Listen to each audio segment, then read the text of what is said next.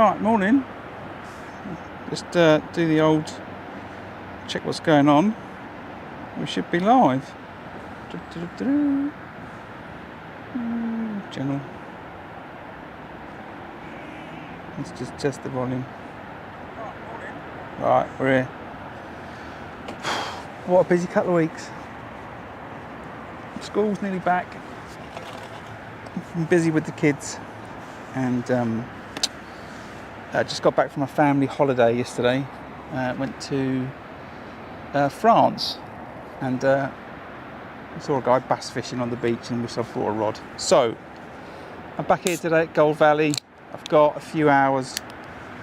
I just need to catch some fish, and yeah. So that's the plan for today. Catch some fish. Should be pretty simple, right? I don't have a lot on the battery. I'll go for a few hours. I'm not quite sure how long. I'm on Syndicate Lake, peg 108. Load of day ticket anglers here today. Everyone must have been watching my stream and realising what a great venue this is. So on the far bank, there's one angler I know, Linus, who's fishing on peg 121, I think it is. And then there's somewhere in 123, 25, 27, 28, 29, 31, 32.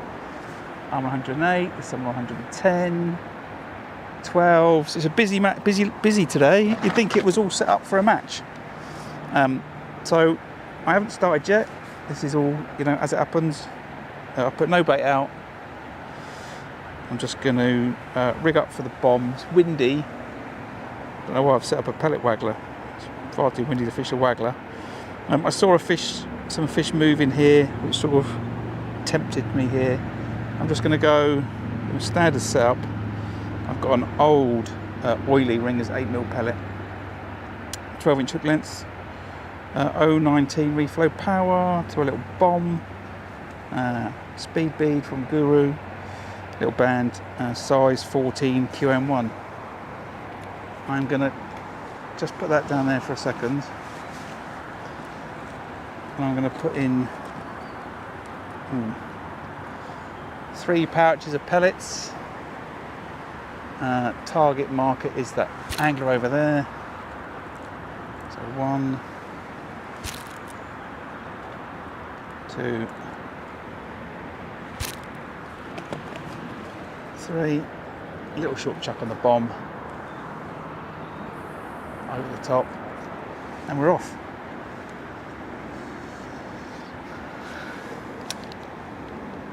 I think everything's set up. I just grabbed the gear this morning. It was pretty rushed.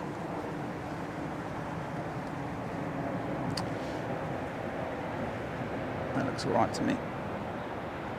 And yeah, I've got some new scenes. I've set up some new scenes today. We'll see some different camera angles. Looks like I might have a little bit of trouble with the sun today, ironically. So I might pull the hood up on the side tray.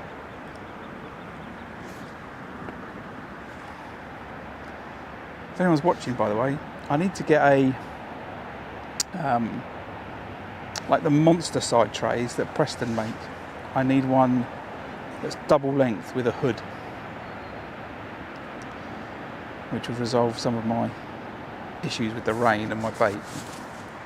So Preston, if you're watching, can you make me one of those special monster side trays? Or if anyone knows how to easily convert one so I can get a hood on it, then that'd be great. Right, we're going to fish 5-minute casts to start. So we'll leave that in for 5 minutes and then we'll recast it. And hopefully we'll catch a few fish today.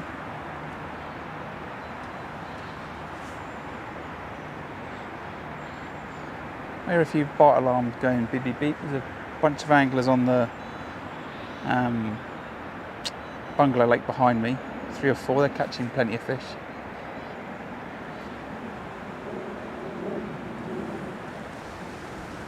So hopefully we should be alright. I've made up a method feeder rod and also a pellet waggler. As I said, I don't think I'm going to get to cast the pellet waggler. Oh, indications on that bomb line after what, a minute?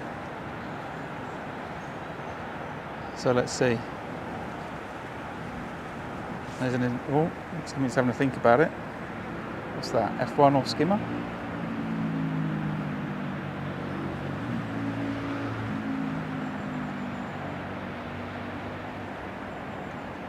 It's watching that tip like a hawk.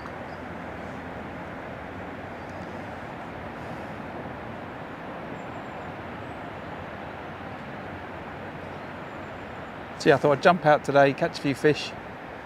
There is a match on here tomorrow, usual Sunday match on Syndicate Lake. I don't think I'm going to fish it. I'm going to head back down the River Thames tomorrow. I fancy going back down there again. And I'm not too sure what I'm going to do. I might do a spot of whip fishing.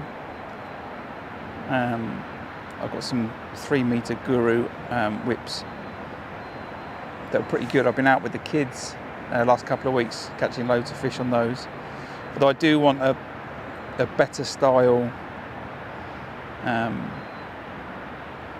bleak float than what I'm using. I'm using some Dave Harrell 0.8 number 2s, I think. I can't remember. They're good floats. They're doing the job for the kids, seeing the bites and that type of stuff, but I think I want something with a finer tip and a slender body. So I might do a bit of fishing on the whip tomorrow, and or fish the feeder. I don't want to fish the pole yet. I want to save that for another day. I do fancy getting out on that tip and catching a few fish. So I'm not sure. So River Thames tomorrow. I'll probably take my son and see what we can catch. Last time we went out, we caught a pike. Oh, actually, not this week, last week. Actually, we went and fished. My daughter and I, we were fishing. I hooked the pike once, and it had my roach, and then my daughter hooked it twice. She had a great time playing a pike on a whip, but unfortunately, it snapped her up. I think it was probably the one we caught the week or 2 weeks before. I think it's living in that area. We were fishing the peg next door, so I think that's highly likely.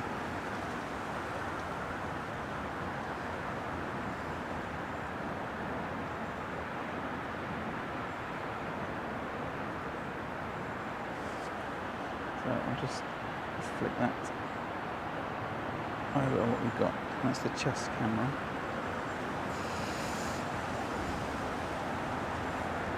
So 1 more minute and then I'll recast this.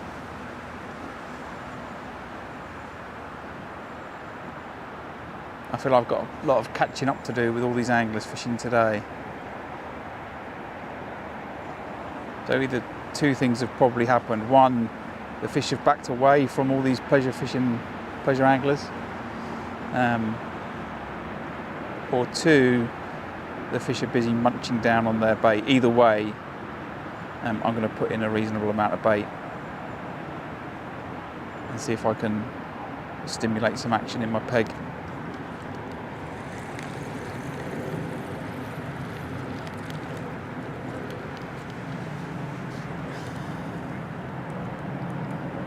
Put about 6 to 8 pellets in the catapult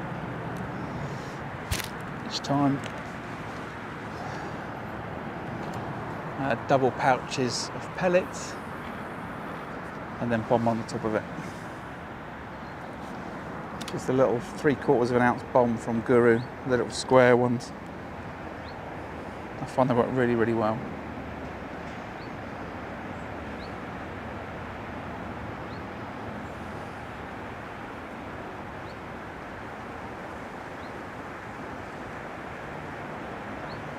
I do wish that tip was a little bit lower to the water, but I think that will do for the moment.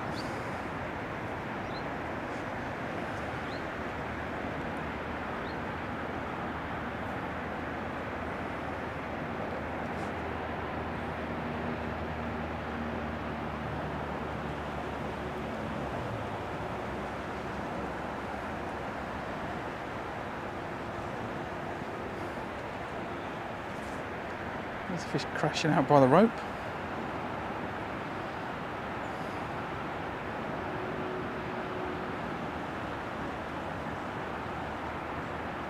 It's a lovely day today. It said it was going to be overcast. The sun's creeping through the clouds. It's windy, it's keeping the temperature down, but it's warm, you know. It's feeling pretty good.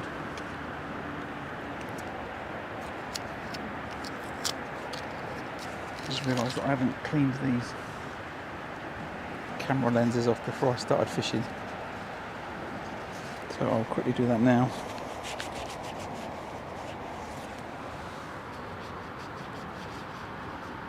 In case there's any muck, we've been throwing the cameras in my pond that I built in the garden.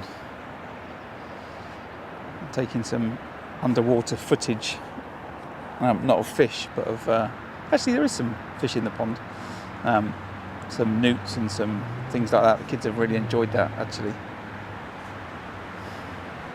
Buy a GoPro, chuck it in your pond. It's great fun.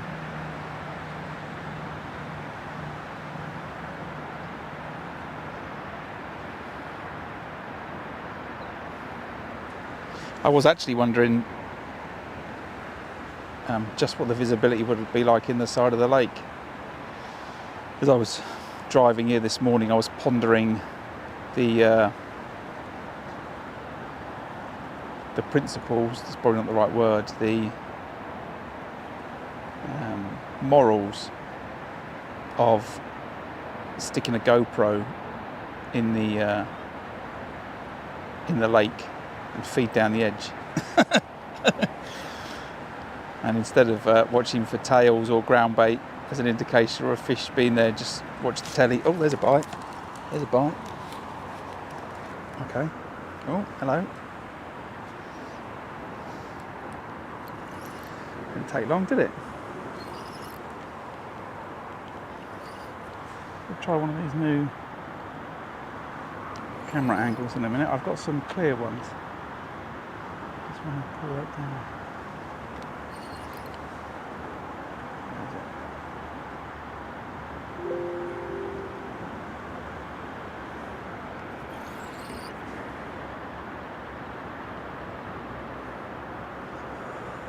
Full screen.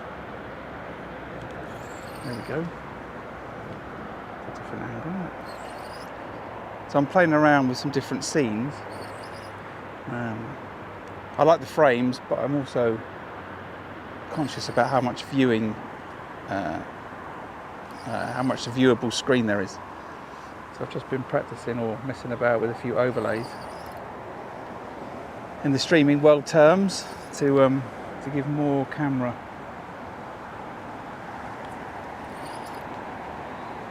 or a less cluttered view for the viewer.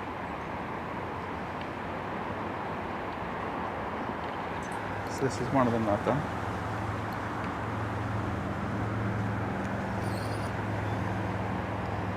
Anglers come to practice, and I'm coming to practice my stream.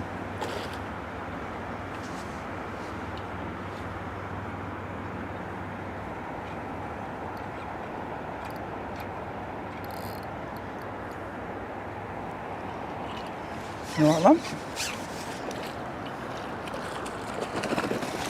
Oh. I've never. Oh, brilliant. I wonder if I actually that's on camera. I've never had a carp jump out the water, and now it's trying to get in this snag on my right. What is pulled out? It's broke me.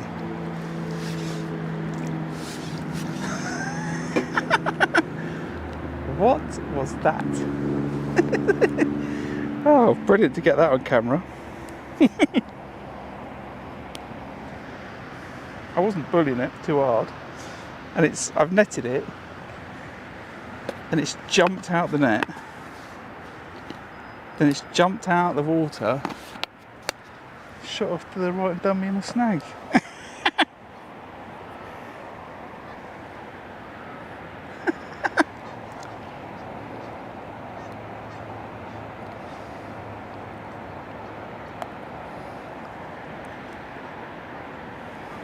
I've never had that before.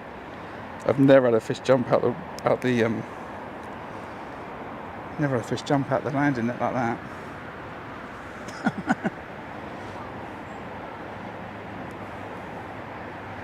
So what did that take us? 10 minutes to get a fish. Let's get back out there again.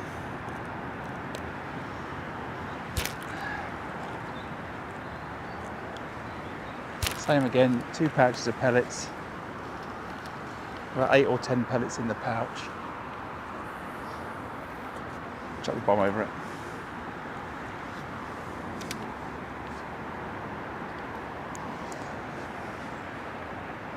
What a strange situation.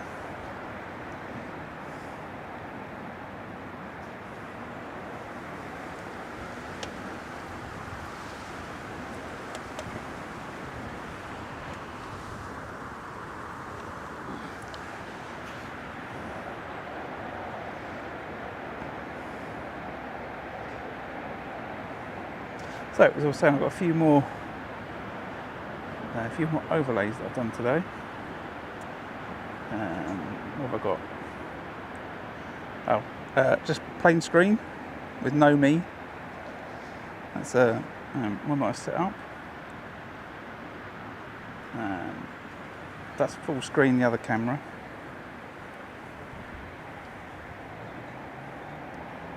That's the one we just had it on full screen with the 2 smaller cameras, which I kind of like that actually. That's the same for the side camera. We'll sit on this one for a minute, I think.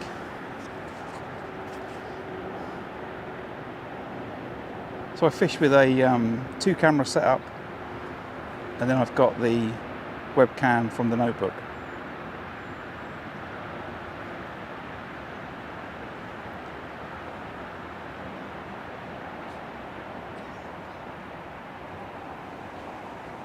Which is the key to making all this work. So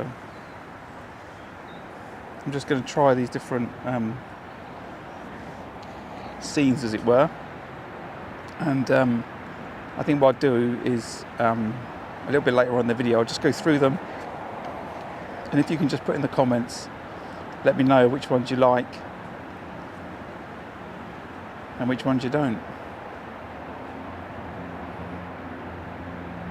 I do like that little picture that I found for that stream running through that mountain, for the fishing stream. I thought it was good as part of the whole branding of the page. But I do like this cleaner one where the other cameras are smaller. You can still see me. You can still you're not going to see a bite, I guess, on this smaller camera.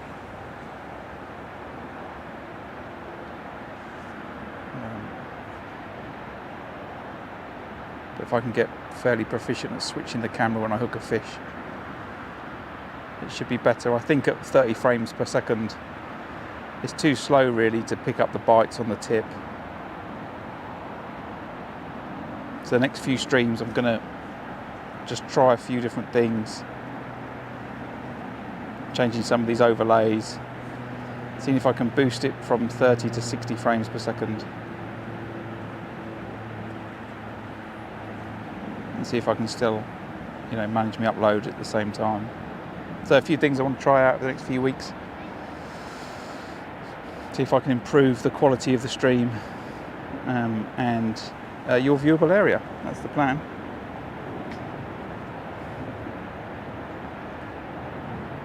So we'll just keep an eye on that. It's been in for a few minutes.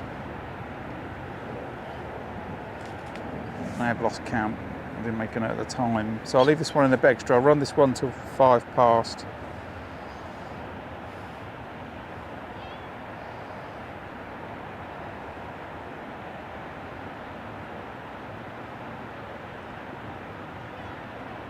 But it's a good sign of fish after 10 minutes. I should catch a few today.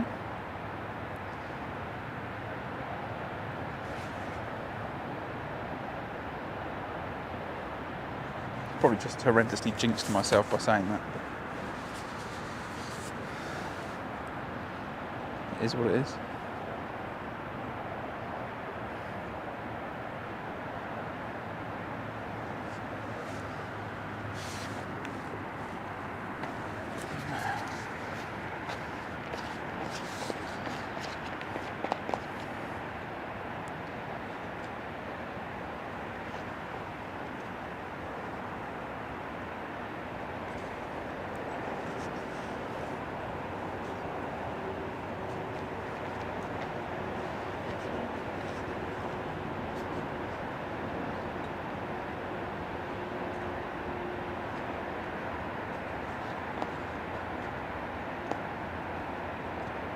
I've enjoyed quite a bit of success with fishing a method over the bomb line in recent weeks. I'm just going to try and fish the bomb today.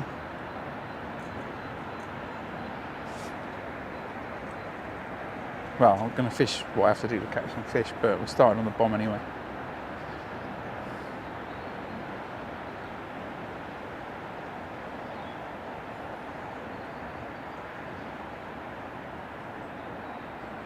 I've just been making up some of these Fin Perfect 2 mils, but they're not very good. The first lot I dunked and left them for a minute and they turned to mush.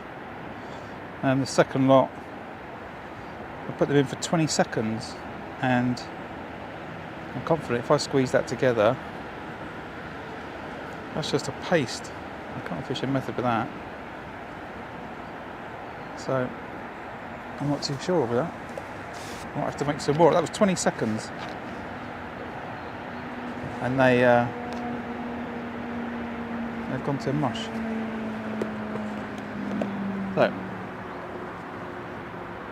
I should have to go and watch a video. I've never seen pellets do that.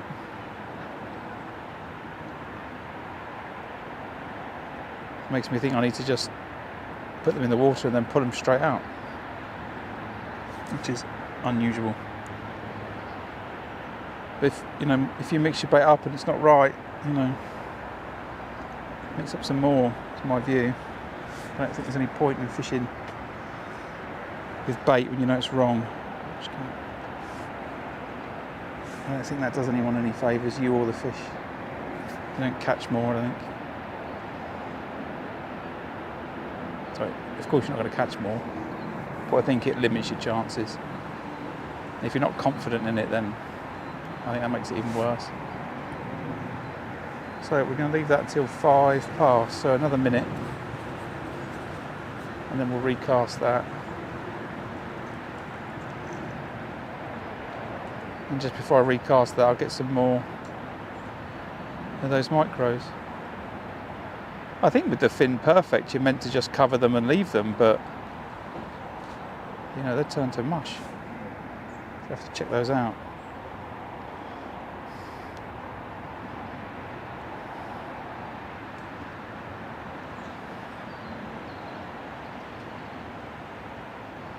Someone just setting up in the peg next to me. It's a busy day today.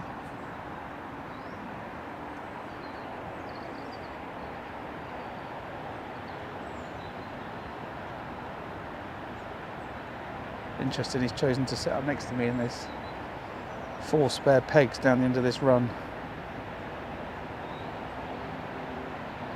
Maybe he wants to be on the telly.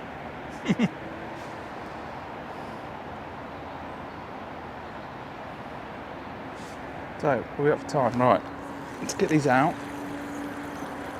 Get this out, I should say. See if I can quickly make up some more micros.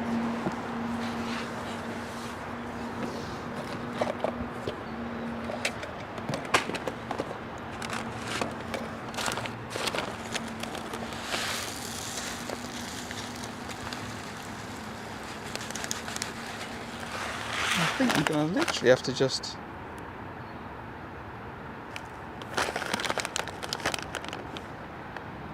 you would think you would put on the packet what's the best, not the best, it's opinion, but on the suggested way to soak them. I think these are going to need just some water and then straight out again. 2, 3, 4, 5. 5 seconds. See what they come out like.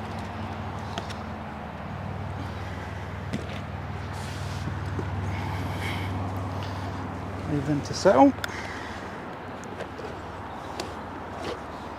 So, angle of marker's moved. So,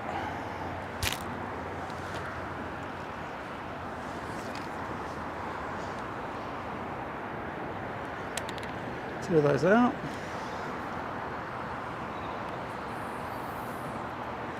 and bomb straight at the top of it.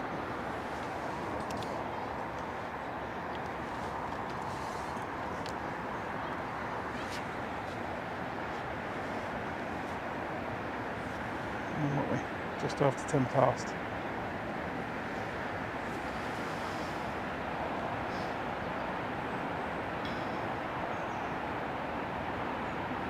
Indication on the tip. I do think the fish would be up in the water, but the wind's too strong for me to want to chuck a waggler out there. It's not at the moment, but it was a minute ago. Bite straight away.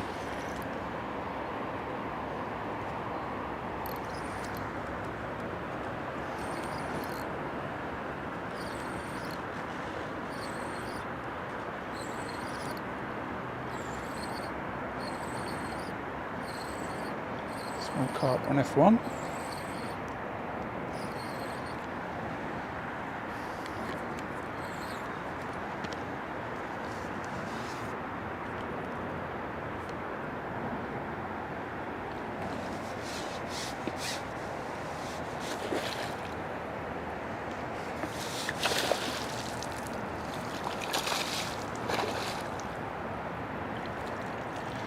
Big old lumpy F1.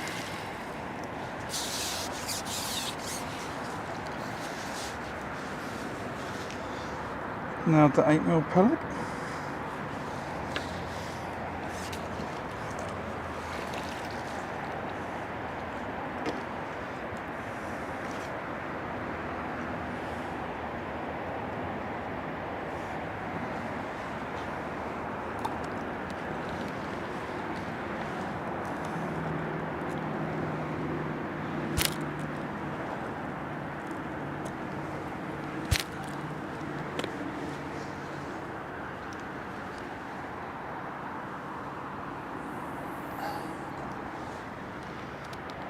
So, the person opposite me's gone and moved.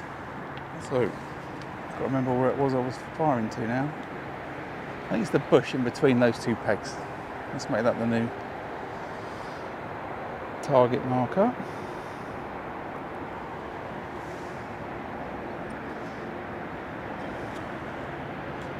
Let's just switch that camera to this one, I think.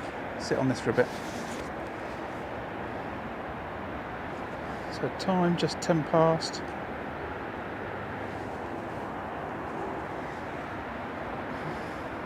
Let's see what we can do.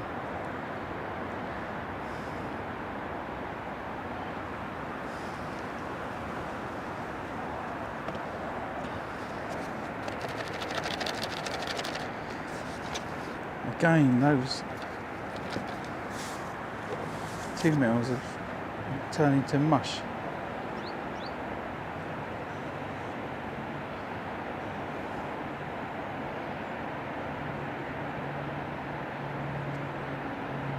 I normally buy the fishery pellet.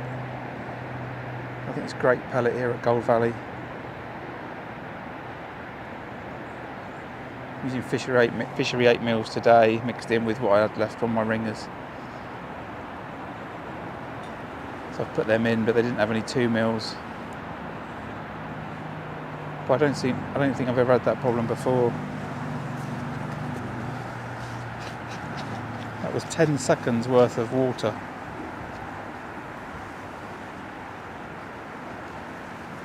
And they are mush. So, I don't quite know what's going on there.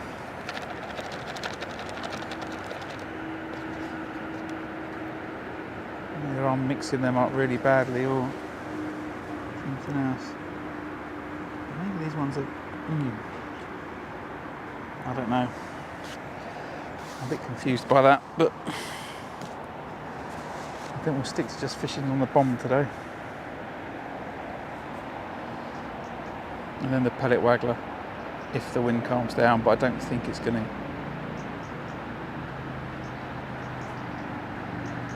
So I just had an indication on the tip. The last two catapults of bait, they were a little bit haywire, so I've probably spread the fish out a little bit, which hasn't helped.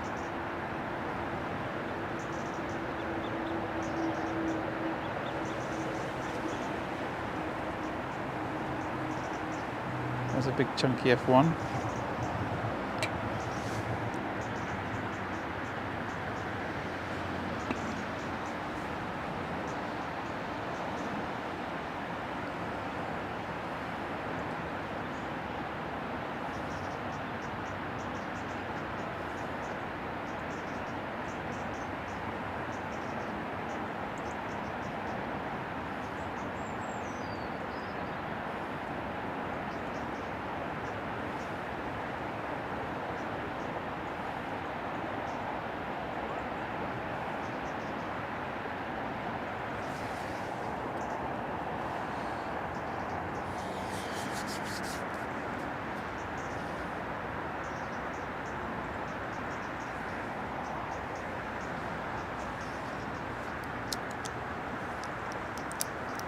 Did you take my watch off, check the time, I think?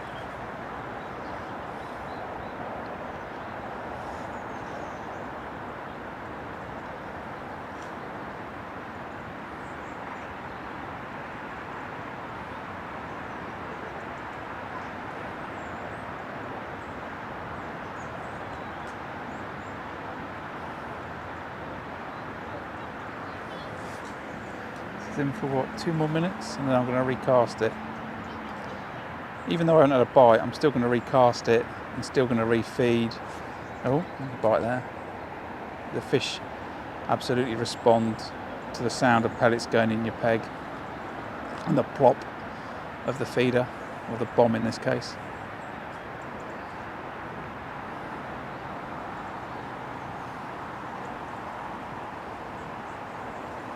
So even though I've not had a bite, I'm going to refeed. I'm confident there's a load of fish out in the peg.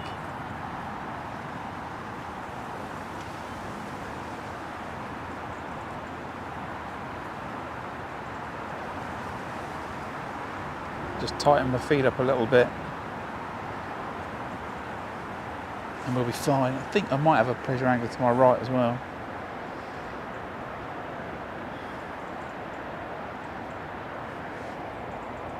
Or another angler, I should say.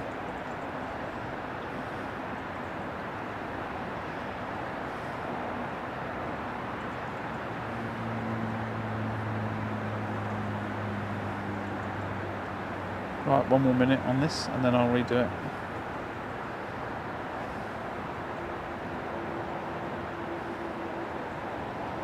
Yeah, maybe that those pellets just need to soak up that water a bit more, I don't know. The ones from earlier. No, I still think if I just squish that, I could squash that into a mush.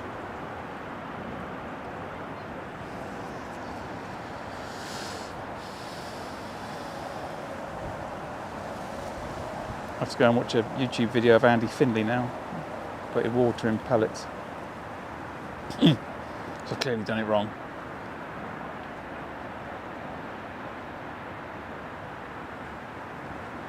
It's interesting the different, pellets you get. You do need to know what you're doing with that particular type of pellet. If you buy the fishery pellets at Tunnel Barn Farm, they like a soak of about 45 seconds and then pull them out of the water. Same here for the ones at Gold Valley, up to about a minute. You can actually just put the pellets in and fill them to the water level to the pellets and let them soak the whole lot up. They can hold it all, but these Sonia Bates ones are not doing that. And I've got mushy pellets after 10 seconds. Mushy pellets after 10 seconds. And I've just got a massive great lump of pellet. But we'll see. Maybe in half an hour they'll be looking better, I don't know. Live tackle test, I guess. See what they look like in half an hour's time. So we'll bring that in. It's about there long enough.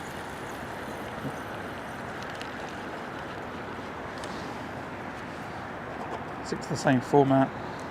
8 maggots, 8 pellets or so. Right to that bush.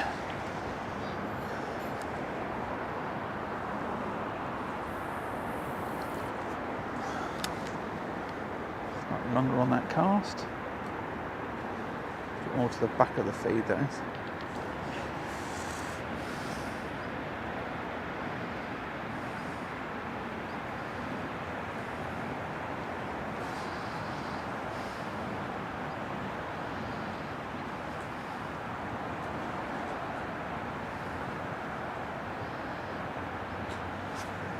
indication there straight away.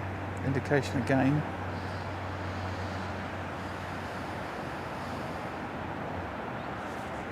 I was into the rod for a minute while I have a little look around.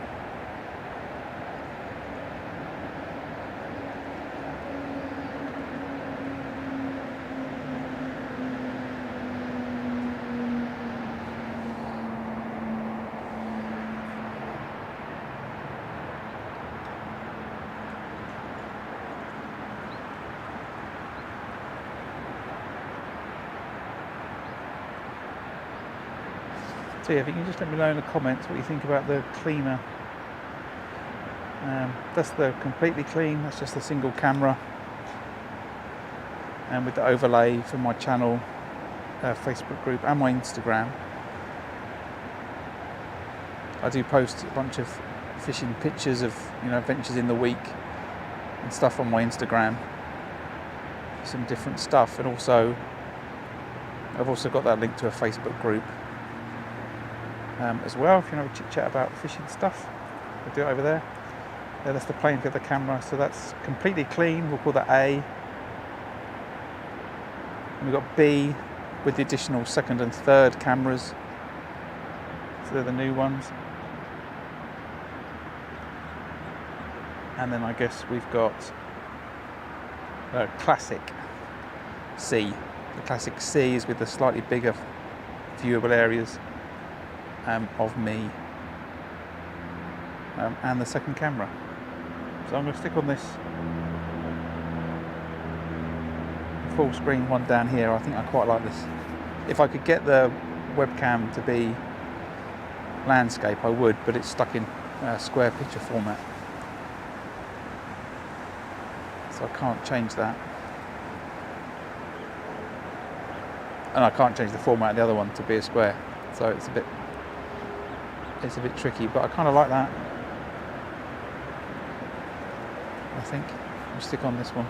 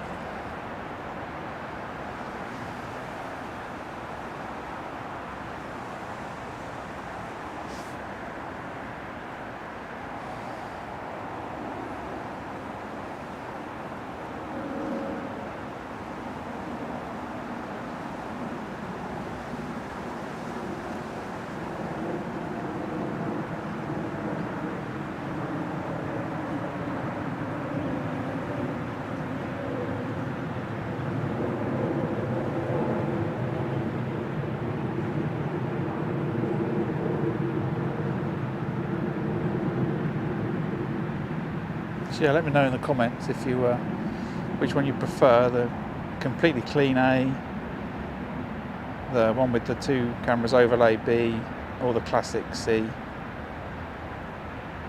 with the bigger cameras for the second and third. Let me know.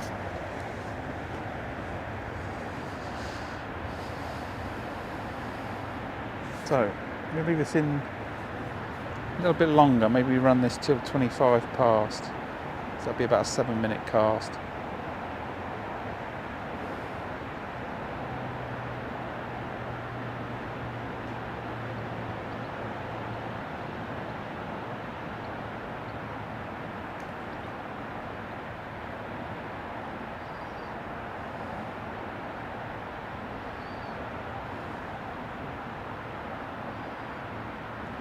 Little indication there on the tip.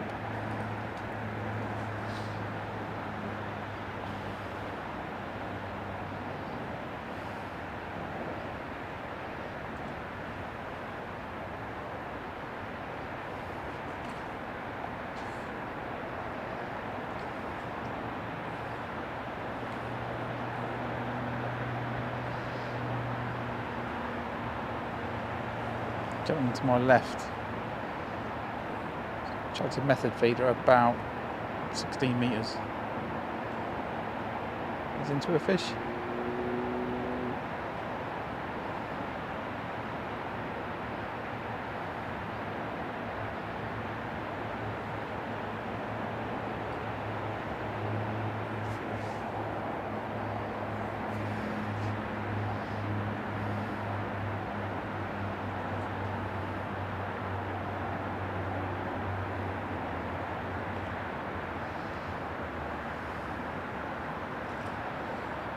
picked carp.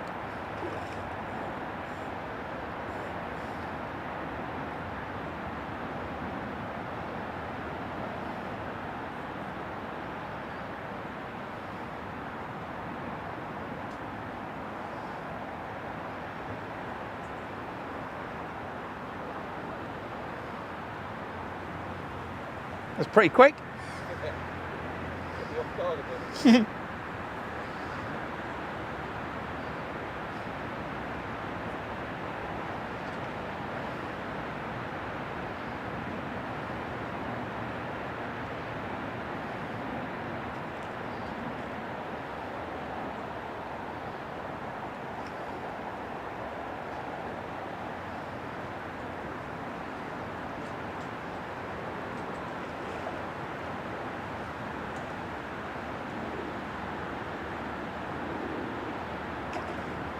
So we'll give it another 2 more minutes and then we'll repeat the process again. Bring it in, refeed, bottom over the top.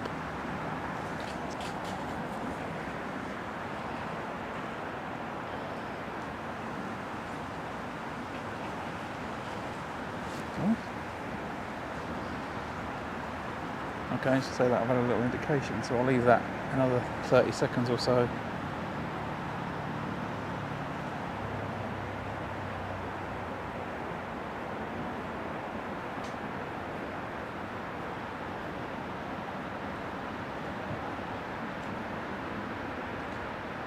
Just a few small movements on that tip makes me think something's there.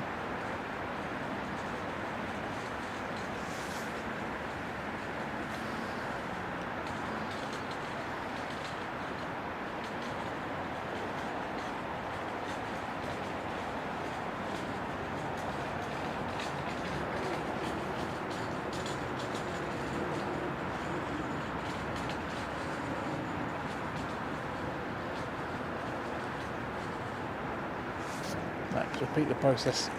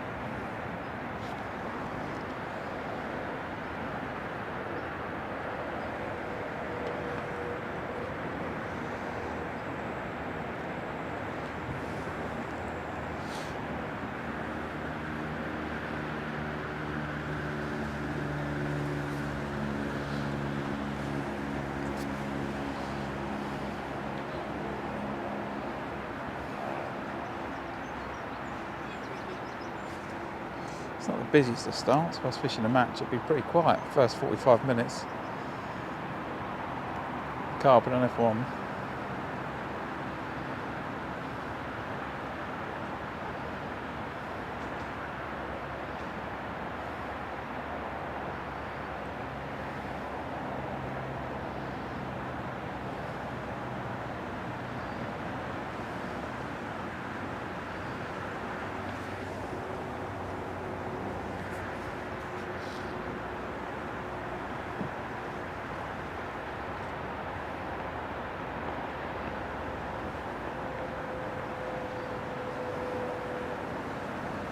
Oh, indication then.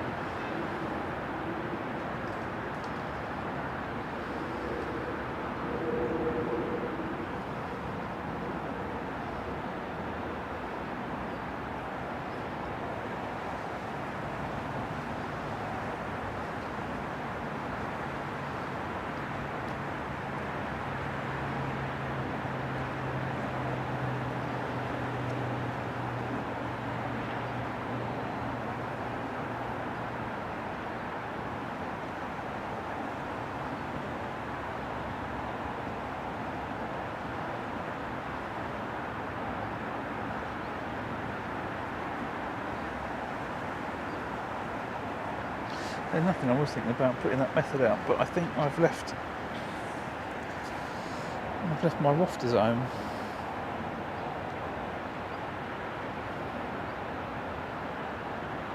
So I fish the method with a pellet.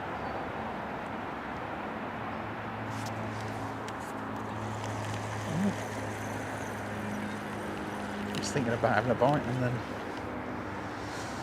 didn't have it and I've missed it.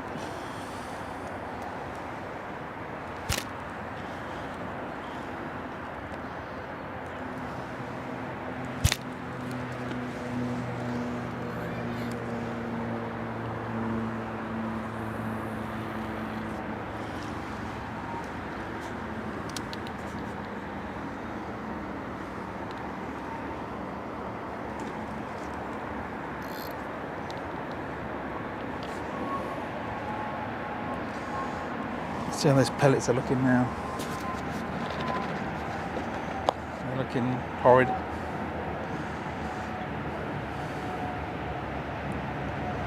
And there's no form to those anymore. There's no pellet shapes. And those big clumps. The ones I made earlier. Still got their individual pellet, but if I squish that together, it's a paste. I don't want to put that in a method feeder, really.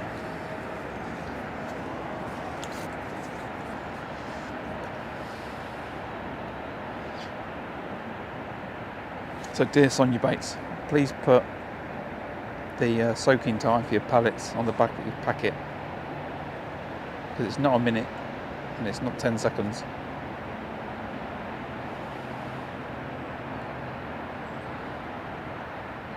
And I think they are what are they? Fin Perfect 2mm feed pellets.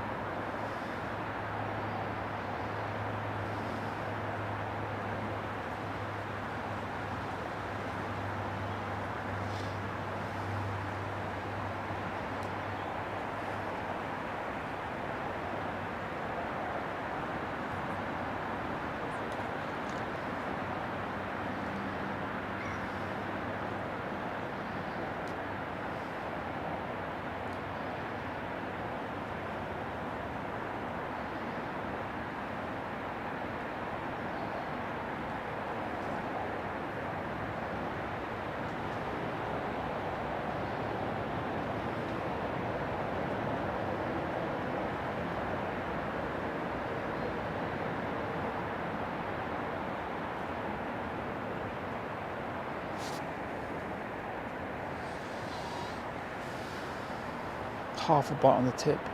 Moved again. It's not going round.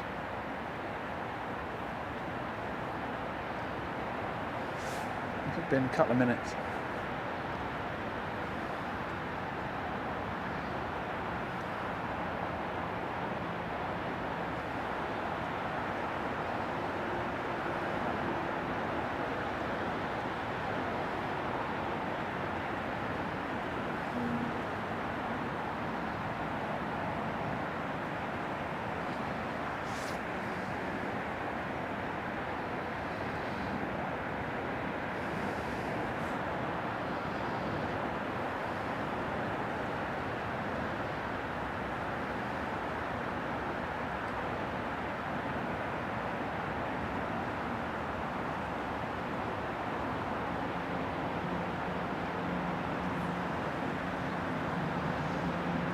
Another fish on the method, 16 metres.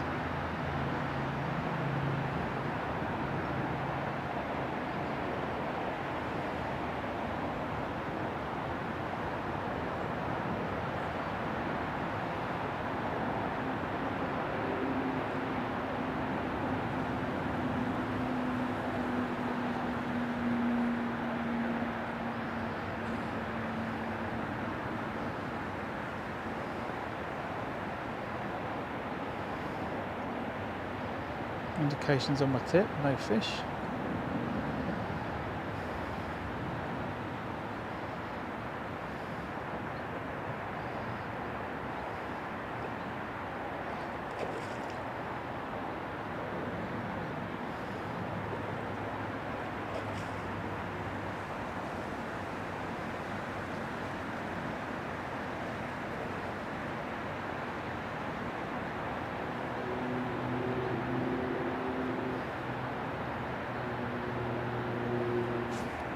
Oh, nearly at that.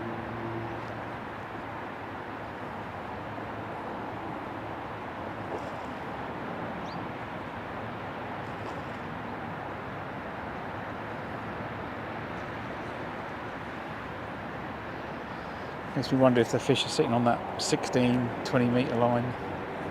Another indication on my tip.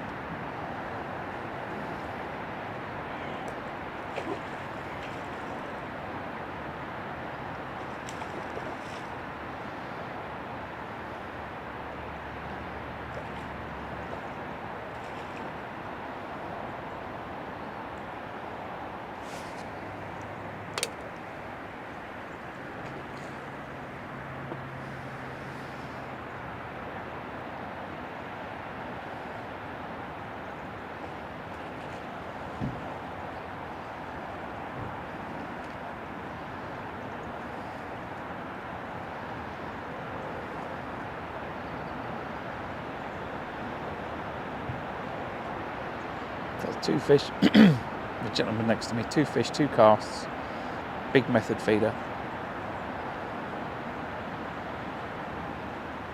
Chucking it on a 16-ish metre line.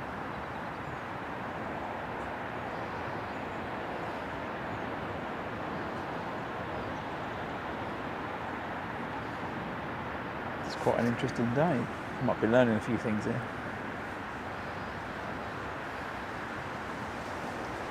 Whereas I've had that out for 5 minutes. I've had a couple of indications, no fish. Interesting. Right, we're going to do one more chuck. Pellet to fish on the way in. One more chuck and then I'm going to put a method feeder out. And not squeeze these pellets very much. Can't get away with it.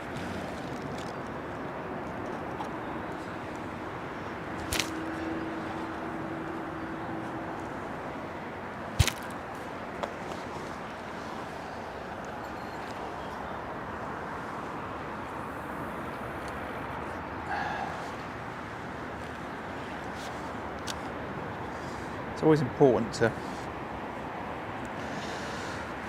watch what other anglers are doing. That's how you get better, give you ideas of things.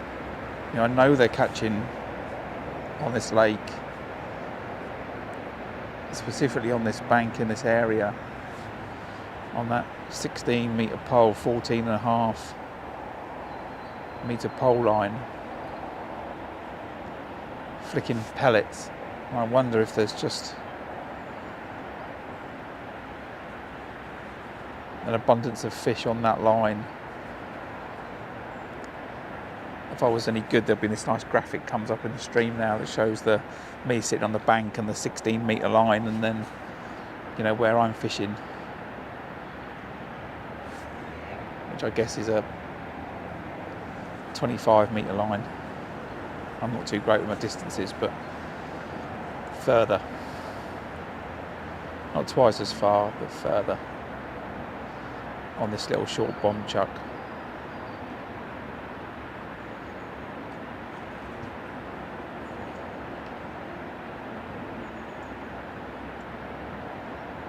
Are my liners from fish on that line?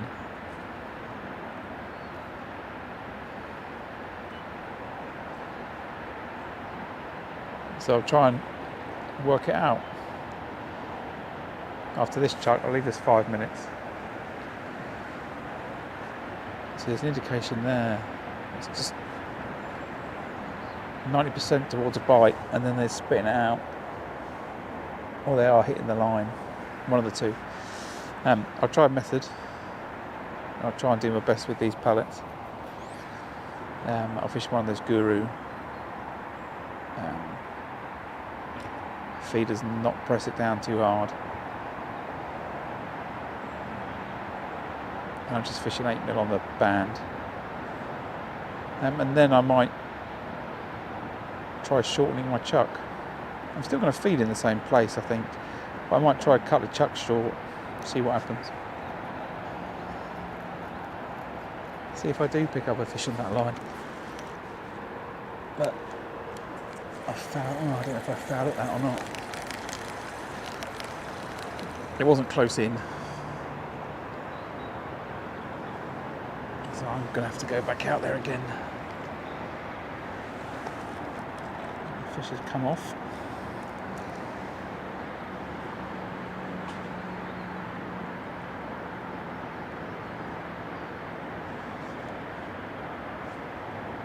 Right, I'm going to change and aim for that platform out there.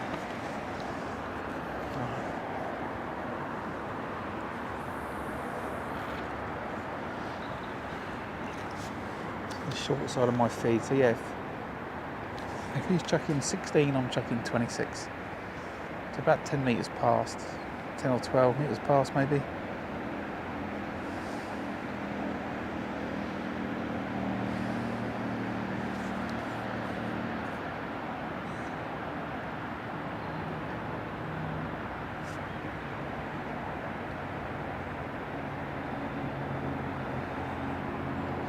I keep losing my bearings on the far bank. I don't know why. It's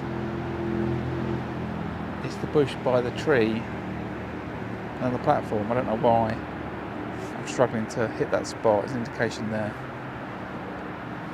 But I think I might be spreading my fish out a little bit too much. And it's causing me some problems. So I'll stick with this actually. I just need to focus on the accuracy a little bit more.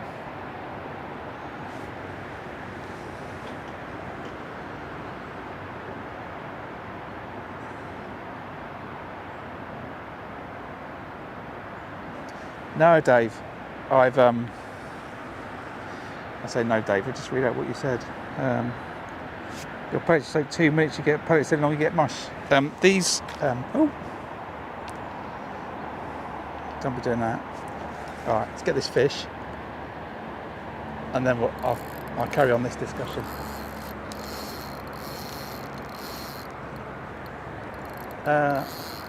It wants to play in your peg, but I'll do my best.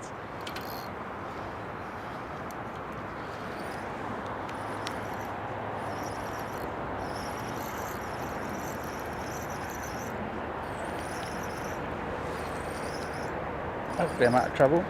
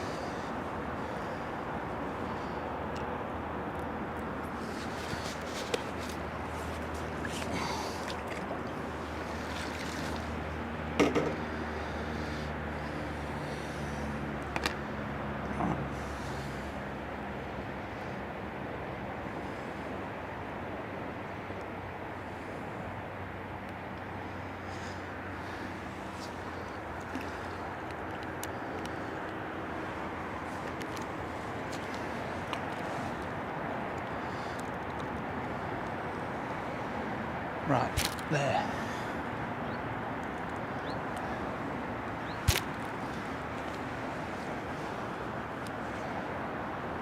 You're getting a bit of spread on those pellets, but it's all right. Right, get this down and then I can show you what I mean. So the first set of pellets, those Fin Perfects, I soaked them for 60 seconds, pulled them out the same way. They're in the bush over there. Second lot I did, these were 45 seconds on these Fin Perfects. I can squeeze them together and all remnants of the pellet is gone. You know, that's a paste. That's 45 seconds on those Fin Perfects. Then I made up some more, did it on the stream. I soaked these for 10 seconds. Mush, paste. What's that about? That's 10 seconds of water. And they're absolutely useless.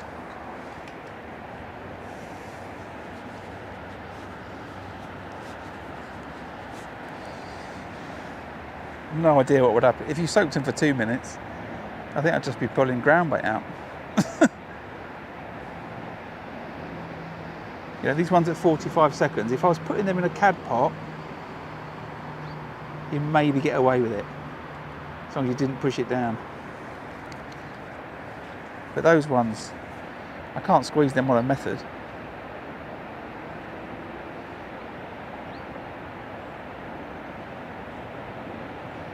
So I don't know what's going wrong there, but that's 45 seconds in my mind, no good. 10 seconds water, no good. And the ones I did for a minute, I threw them away straight away.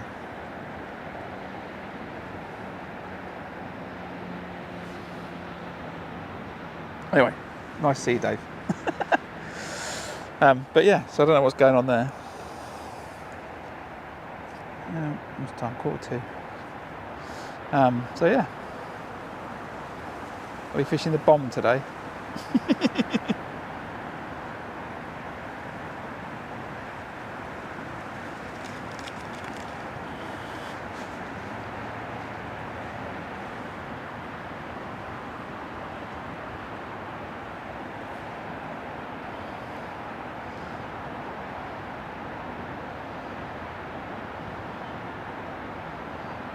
Mr. Andy Finlay could come and make a comment on the video later, that'd be great.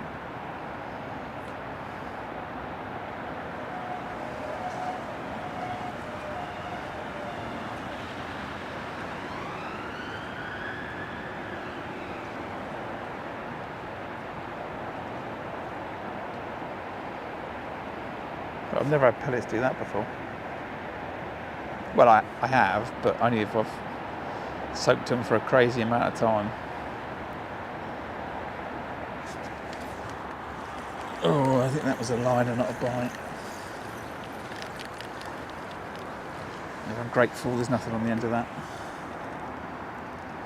Right, bush. Bush. So the more pellets you put in, the more of a spread you get. It's inevitable, you can't avoid it. I don't mind a spread when I'm fishing the bomb in the summer.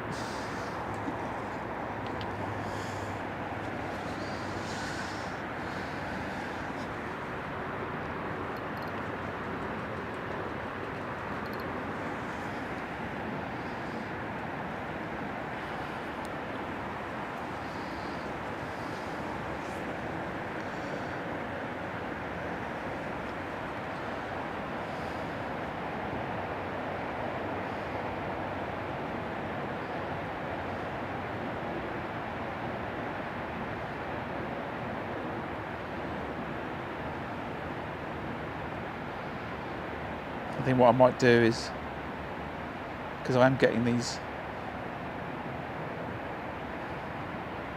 indications and things, I will just cut down my feed for the next couple of casts. See if I can concentrate these fish a little bit better. I think that's what the method helps with when you put the method over your bomb line, you know. You're putting a reasonable amount of bait in. 8 or so 8mm pellets will spread over a relatively big distance, and then when you put the method in, there's a better target for the fish to hone in on.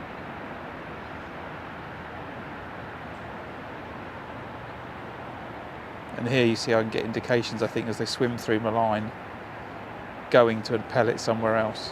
So if I think that's another liner. So I'll reduce it down to 4 or 5 pellets, wind permitting that is, which should group tighter for me.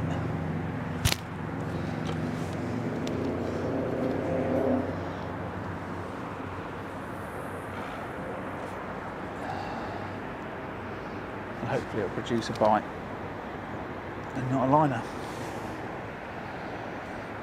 I don't think there's enough fish there to compensate for the spread. We'll see. It's the purpose of... Oh, that's okay, alright. Alright, you're on, are you? What are you doing? Yeah, alright.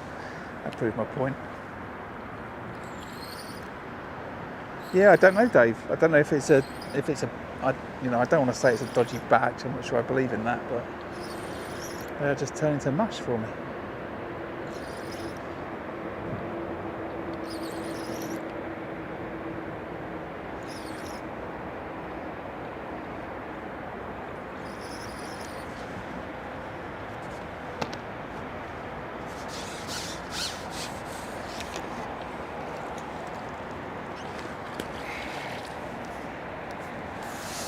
Well, this is a good example of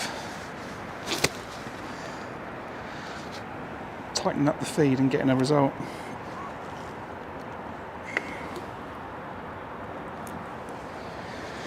Out of it.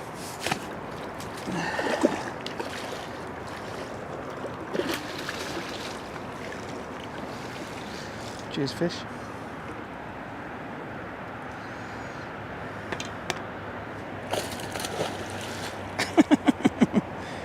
I didn't bully it in, honestly. I didn't bully it.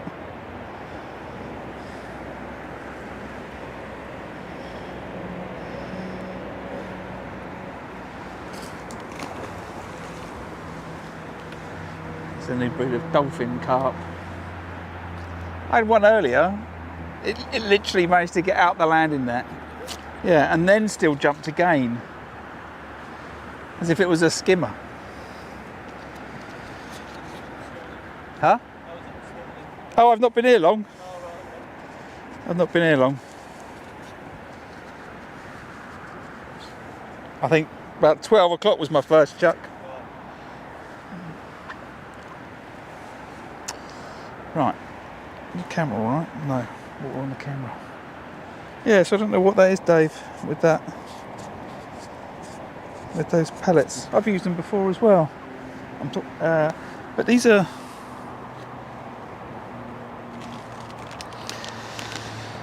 perfect for method feeder and cad pots. I don't think the other packet that I had before said that. They were still 2mm fin perfects. I'll reduce that down again. 4 pellets, not 8. Should group them tighter. Should group them tighter. And then have a look.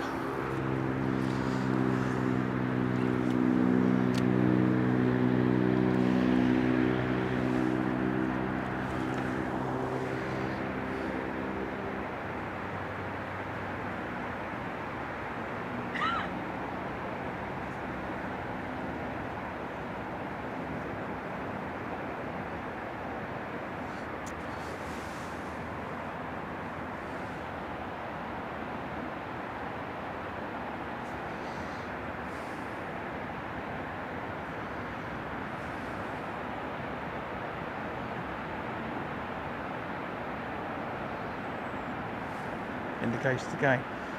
What do you think of the new overlay, Dave? It's a cleaner with a bigger viewable area. Smaller second oh, gosh. I have no idea what that was. I think I'm going to come back with no. What was that? I don't think I've ever seen a bite that fast. I need to make a note of that. What time was that? It's before 1 o'clock. Fastest bite ever. I'll have to slow that down. Make a little clip out of that. So again, I'll stick with 4 pellets. Tighten them up.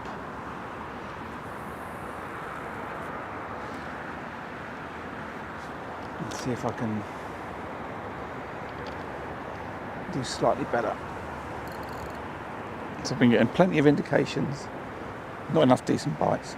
Excuse me. Afternoon everybody, if you're just joining. I am back at Gold Valley Lakes for a bit of pleasure fishing today. I've had a busy couple of weeks. I'm doing quite a bit of fishing down the River Thames actually. Not regular, bought a couple of small whips, 3 metre guru whips. And they're absolutely perfect for the kids. So we've been enjoying catching a bunch of chublets and roach and perch. My daughter did not delight in hooking a pike twice last weekend. I thought it was hilarious, but she didn't think so. So we've had some great fun down the Thames. So I'm going to go back down the Thames tomorrow. I don't know which stretch I'm going to fish. I'm undecided currently. And I'm going to see if I can catch some fish. I think I'll take the feeder again. Fishing with a feeder is something I've not done a lot of. And I've made up some extra hook lengths at 60 and 90 centimetres. I think they are. So slightly longer tails. And I've been doing a little bit of homework around feeder fishing in a river and longer tails and catching on the drop and that kind of stuff. So I'm keen to get back down the river. Yeah, is it better, Dave? It's a bigger visible area.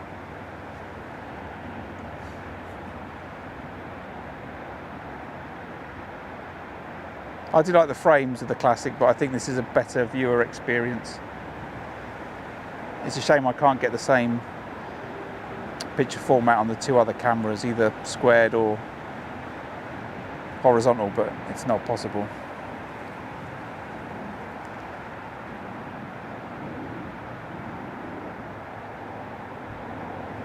Well, it certainly doesn't appear possible anyway from the messing about I did the other day, but yeah, I'm glad you like it. I think we might stick with this.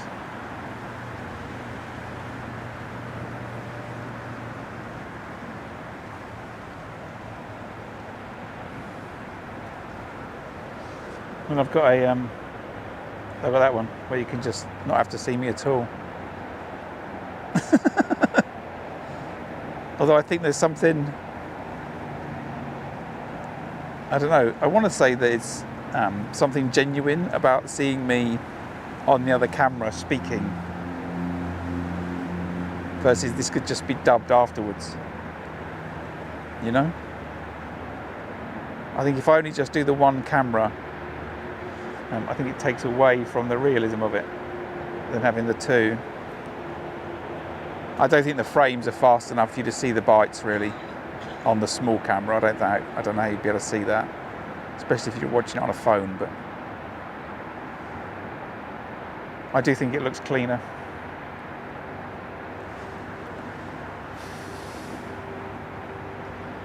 And I've completely lost track of the time. Yeah, see, I think these might be alright if you squished them on the feeder and then used them once. Maybe they'd be alright. That's the 45 minutes. I have no idea what's happened with these.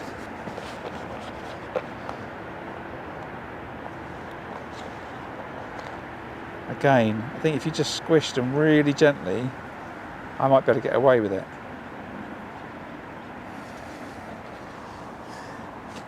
That was only 10 seconds in the water. It's very strange. Right, back to fishing.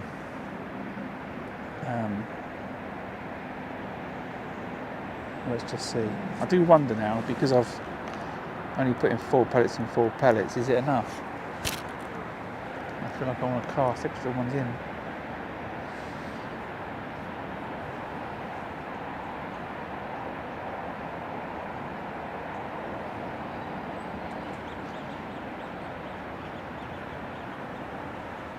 Yeah, I think feeder fishing down the Thames tomorrow, I think that'd be good. Take my son, I think I'll fish the feeder, he'll fish the whip. He'd love to have a competition with his dad about who can catch the most fish, which he should win on a whip. But that does mean I need to go back to the shop here at Gold Valley and buy some bits before the shop shuts at 4 o'clock.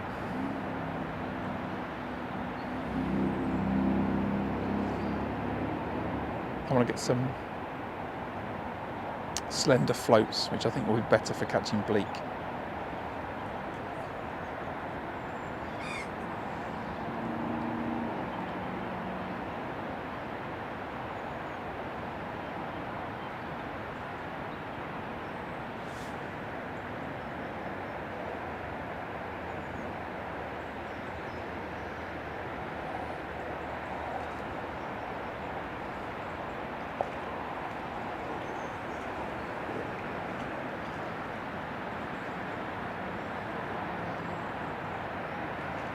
So just thinking about this bomb line now, I'm torn between grouping the fish and putting enough bait out. So I think what I'll do is I'll do 8 pellets first catapult. There's a fish, he says.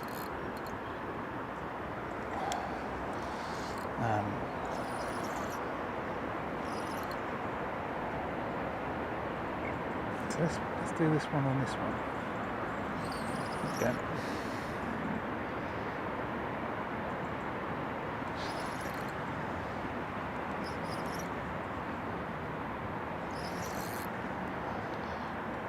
Tree in the water to my right. It's a bit too snaggy for my liking. Maybe this fish to go to the left.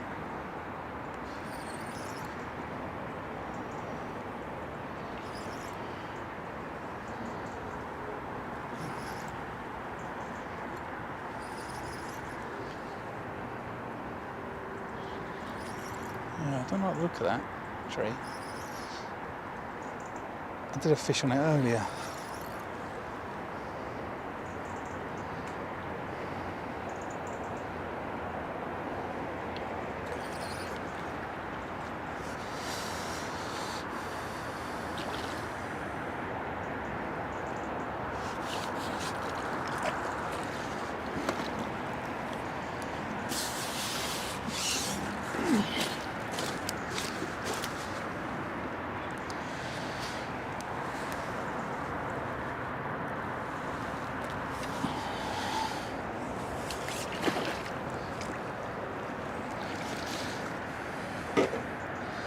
So 8 pellets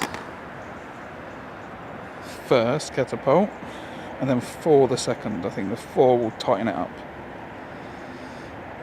That'll be the plan.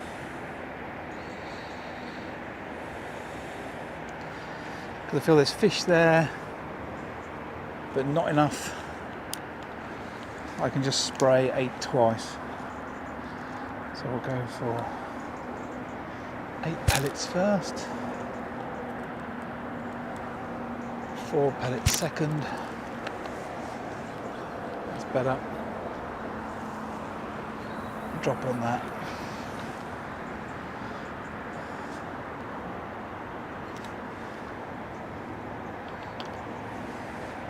Feels good. Right, just gone 1 o'clock. So yeah, I do need to get back to the shop before 4 o'clock.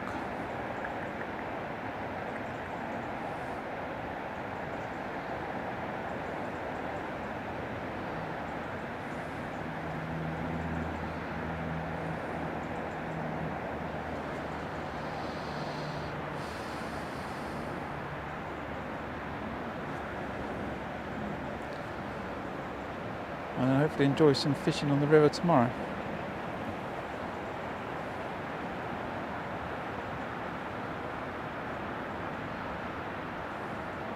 I don't know what the weather's been like for the past week. I've been on holiday in the north of France, but I'll drive over the river tonight on the way home and just see how the flow looks.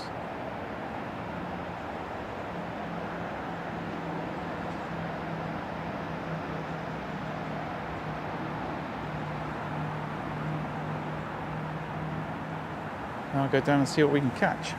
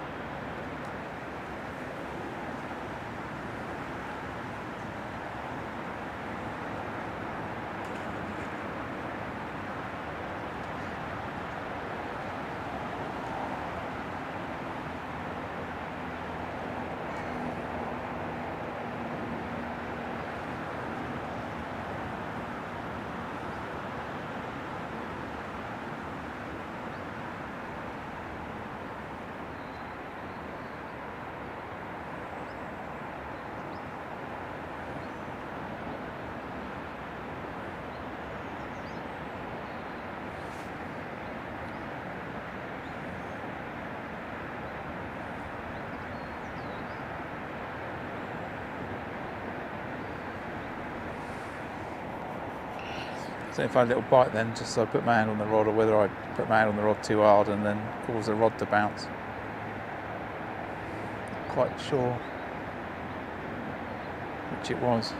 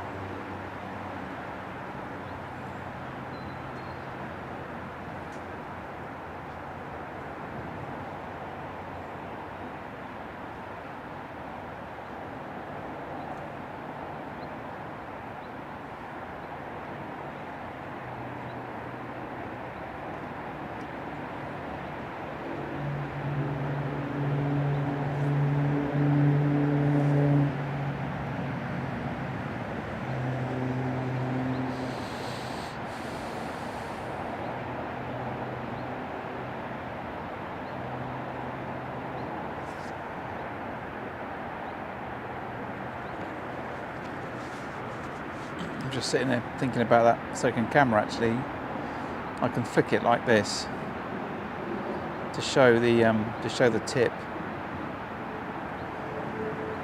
Although I do think everything happens a bit too quick.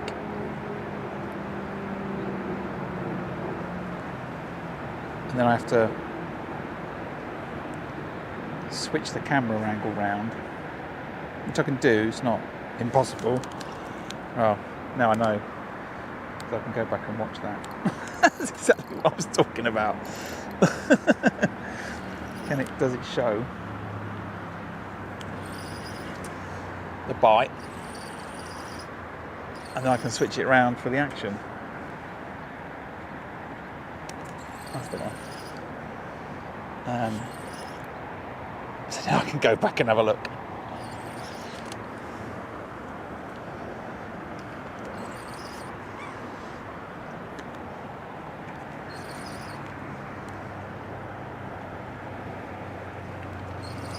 So I'll go and check that out. Or whether it's better to position that camera somewhere different, you know?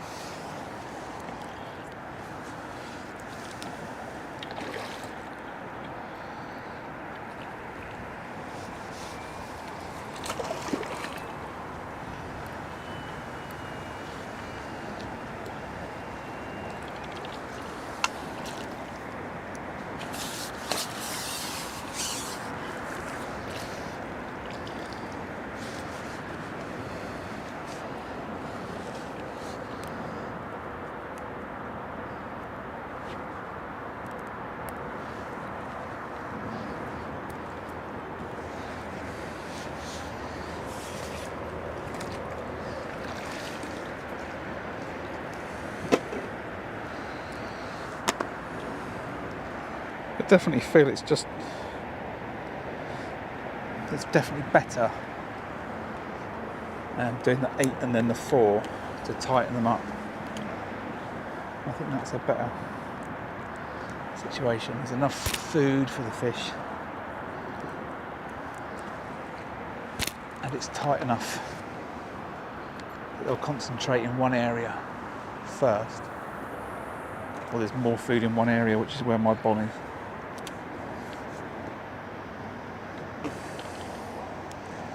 Feels like a nice adjustment today.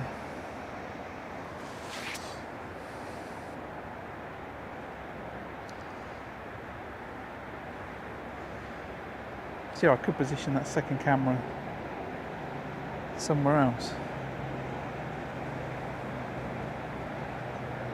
I'll watch the stream back and have a little thought about it, and think about it. So back in, just gone 5 past. Actually much better now than I was in the first half an hour, that's for sure. Smallish stamp though. You know, they're 6/7s, not 8s, 9s.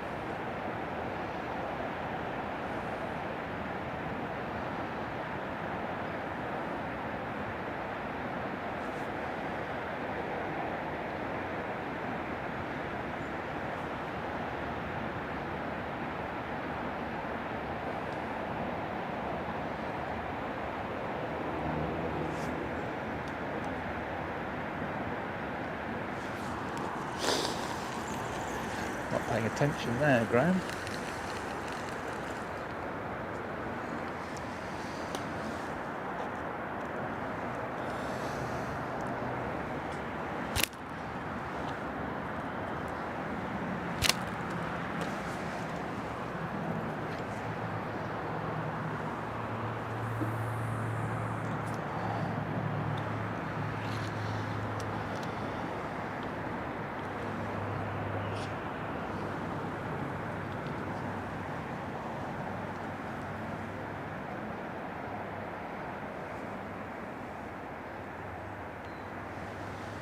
Yeah, I don't think you can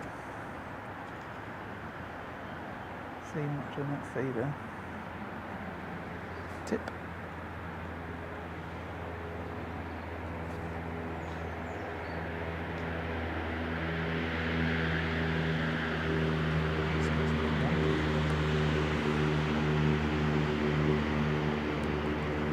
It's a shame I can't zoom it. Ideally what I'd be able to do is zoom that in so you can see it better, but I can't.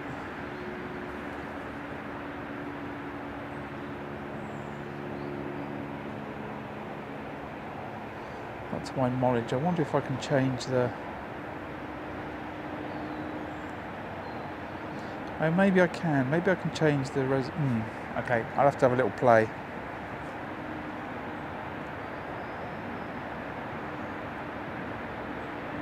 Maybe I can. I still think it's too... Look at that for a bite.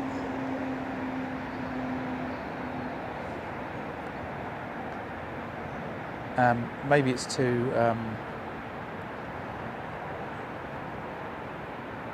it's too fast. The tip action's too quick.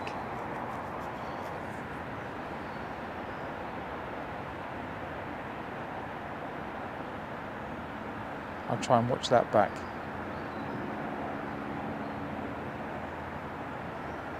But I don't think you're able to see that bite on that little camera in the corner of the screen that I just had then. Well, maybe that doesn't matter. Maybe it doesn't matter too much. I'm going to bring that and have a look. There's a chance that when that happens, the fish just shears off the hook length. That's all right.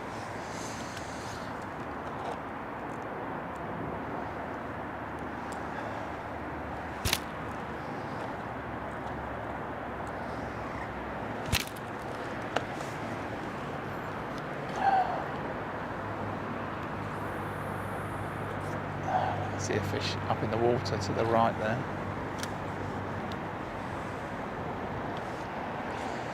If I got a bite on the drop, I wouldn't be surprised right now.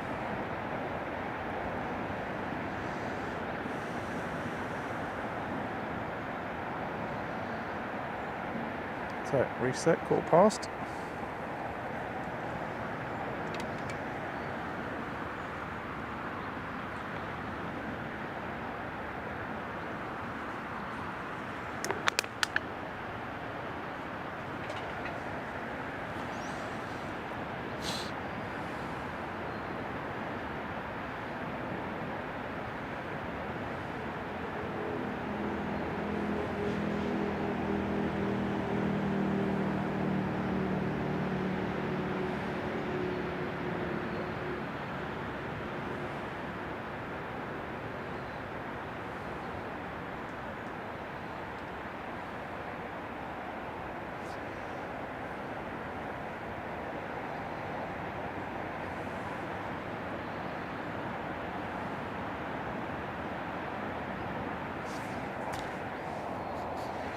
I do want to fish the waggler, but it's too windy today. Just don't feel it's right.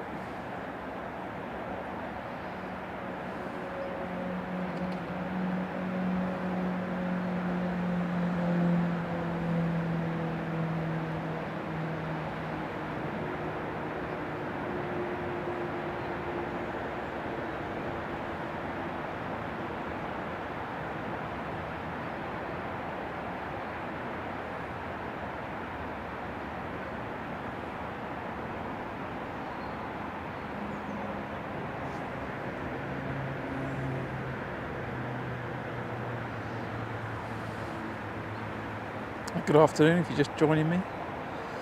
I'm at Gold Valley Lakes on a little pleasure fishing session today. Just come down after a busy couple of weeks. I want to catch some fish. I think I'm my first bite within a minute, first fish in 10 minutes. The perch chasing small fry down there. There's no pike in here that I'm aware of. There's a little fry just jumping around.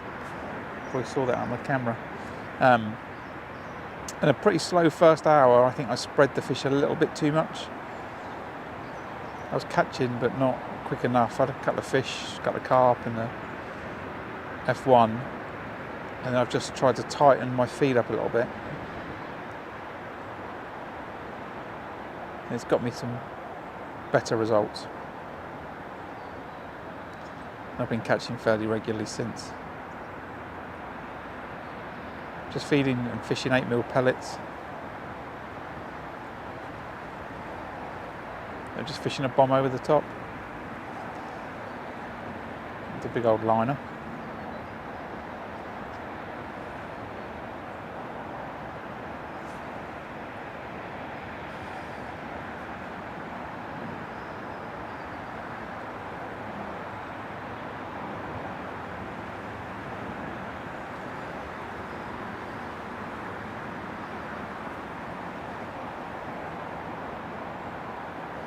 I'm just trying out a cleaner look on the stream with smaller second and third cameras. I'm not too sure what's the best way to go. I kind of like it, actually. I do kind of like it. I think it's a bigger viewable area, which I think is important.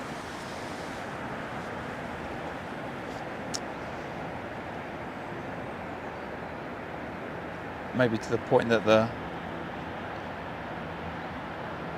second camera is not needed when it's like this. I'm just trying to talk and watch my tip at the same time, and it keeps making me stop talking. Start a sentence and then the tip moves, just like that. I suddenly stop talking.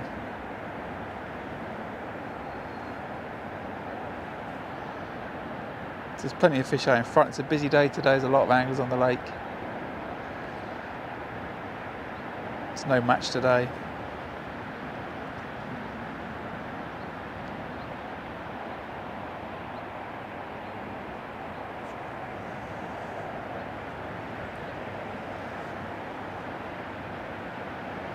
There's certainly a bite. That's solid. Look at that. That's not a £6 carp.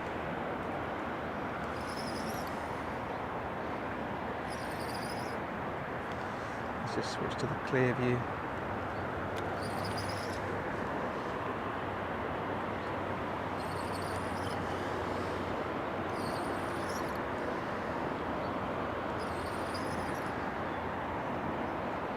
Spooked another carp on the way in. Interestingly, on that, what's that, 10 metre line, spooked another fish there.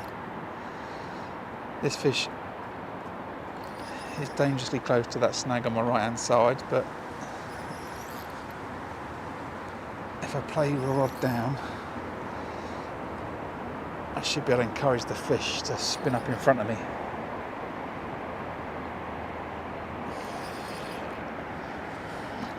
Yeah, I said that's not an £8 fish, £6 fish. It's a better fish.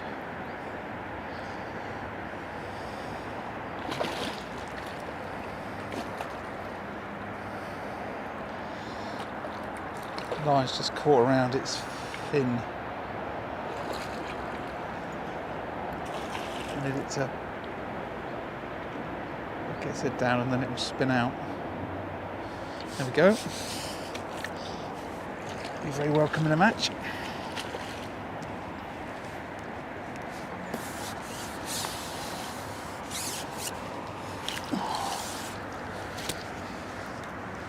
Lovely looking carp that is. Just show you there. Don't need an unhooking mat because I don't put any fish on the deck. Everything gets unhooked in the net and then just gets put straight back in the lake.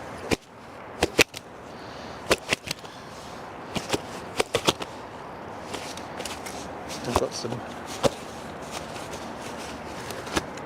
fight back in it. Oh, cute, and cute. It's come out and then got caught back inside of its face.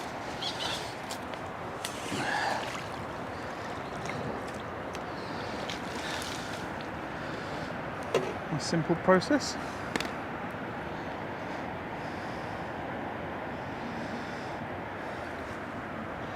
Nice easy rig. 8mm pellet on a band to a size 14 QM1. 12-inch hook length of 019 reflow power. Just to a speed bead and a little bomb. And that is all we need. So, 8 pellets and then 4 or 5. And then make sure I hit on top of that grouped pellets. There we go.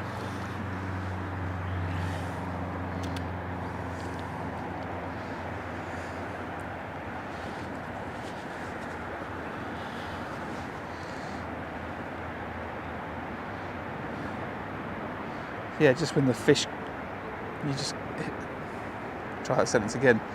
Just when you strike into it and the fish doesn't move, you just absolutely know it's a better fish.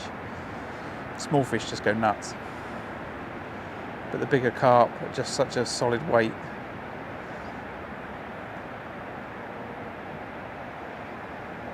You can tell the difference. So we're catching much better now with the 8 pellets and then the 4 pellets. That tightens it up, makes a slightly better concentration of pellets for the fish to aim for. I'm getting more bites and less liners. It's absolutely making a difference.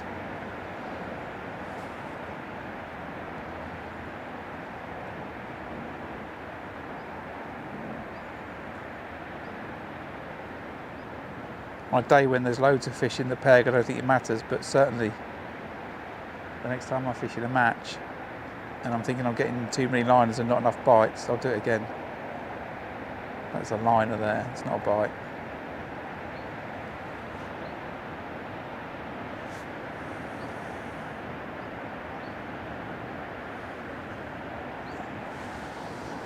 Fish slapped me in the arm a few times.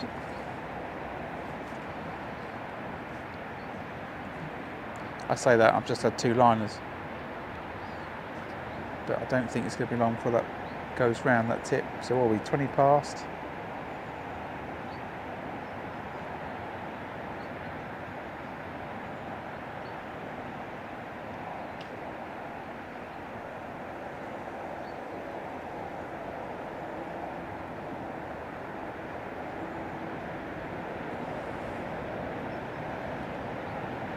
Check the battery. I don't have a full battery with me today. I've forgotten to charge it last time I went, so I was charging it off the car on the way down here, so I've got enough for a few more hours. As I said earlier, I want to get in that shop before 4 o'clock, ideally, to get a few more bits and pieces for the river tomorrow.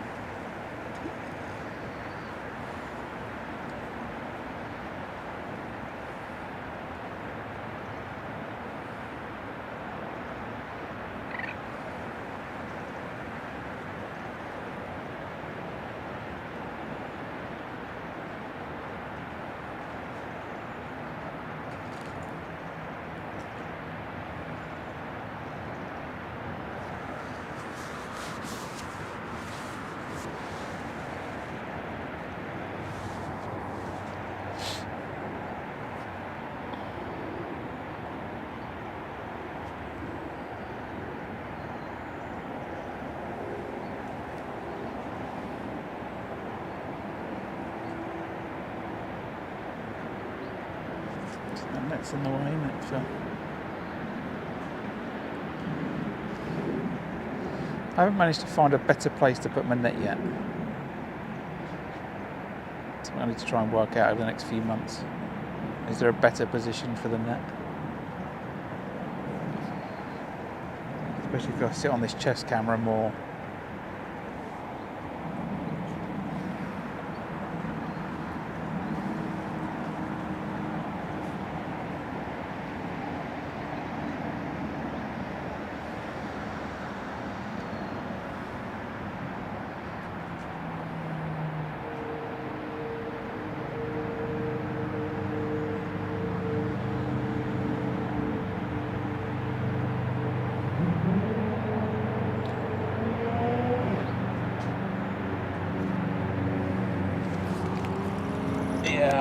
Yeah, I think you were playing with it, weren't you?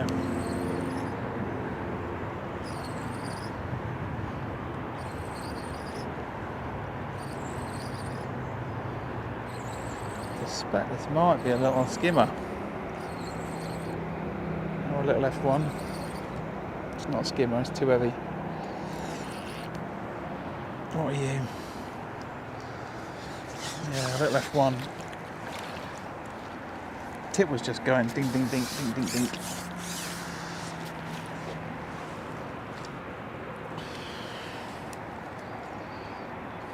It's a little F1. It's not. It's a very chunky F1.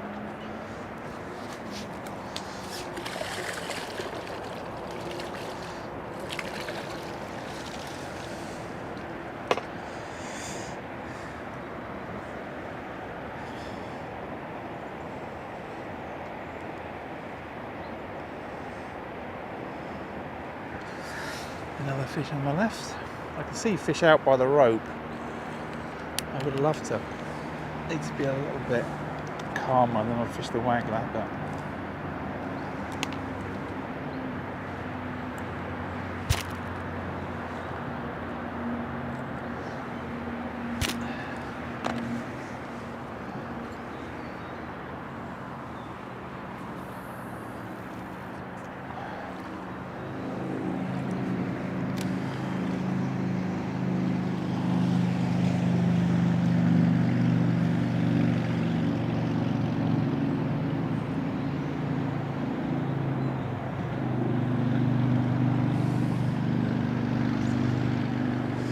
so let's have a look at those 10-second pellets now.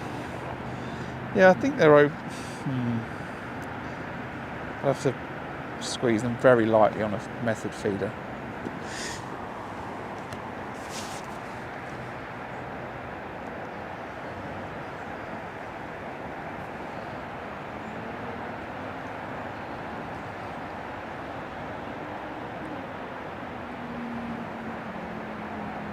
So what's that?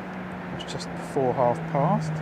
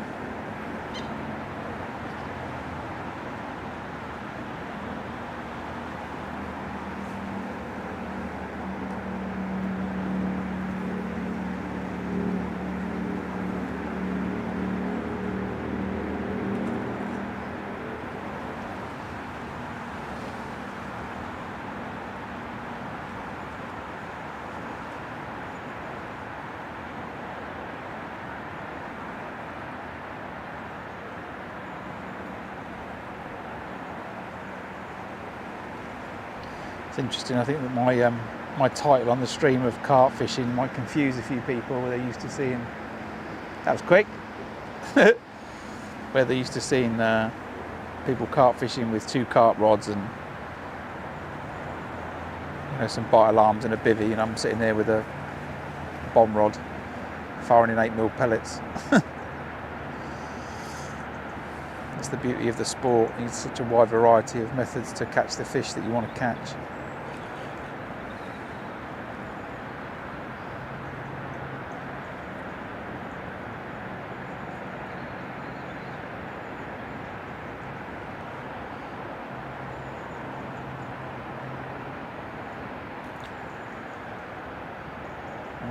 It's just nearly 5 minutes. That's the first time I've got to 5 minutes without a bite for a long time.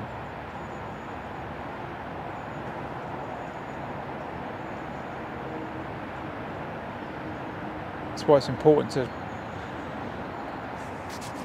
I think it's important to, make a note of how long these casts are and how long it takes you to catch a fish. It's quite a match angler style, I think, thought process. But why have I had to wait longer to get a bite, or more importantly, why have I not had a bite in these 5 minutes, where I've had a bite, in the previous 5 minutes for about the last hour, something like that, or at least a good indication. What's changed in the peg? Have the fish thinned out a little bit? Have they come up in the water because I've been catching so regularly? Is it because there's this cormorant swimming through my peg? Could be that. Although the big carp, I don't think care about a cormorant, but I'm going to recast it anyway.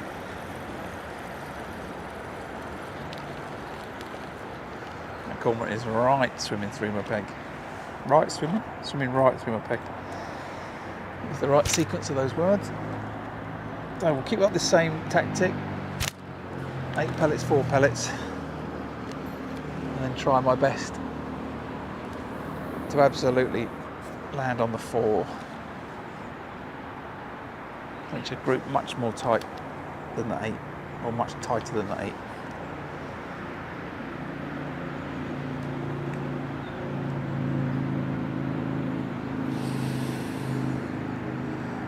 Well, the cormorant certainly found something of interest in my peg.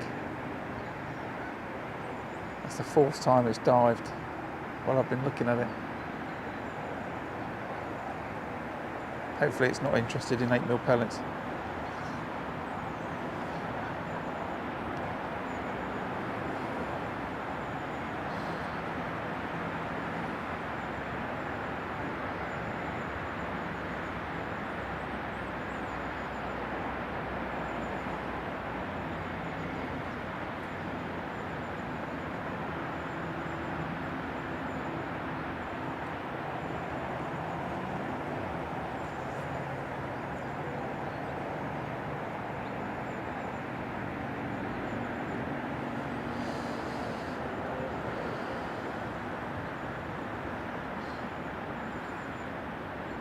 So we'll see, just after 25-2, the recast, let's see.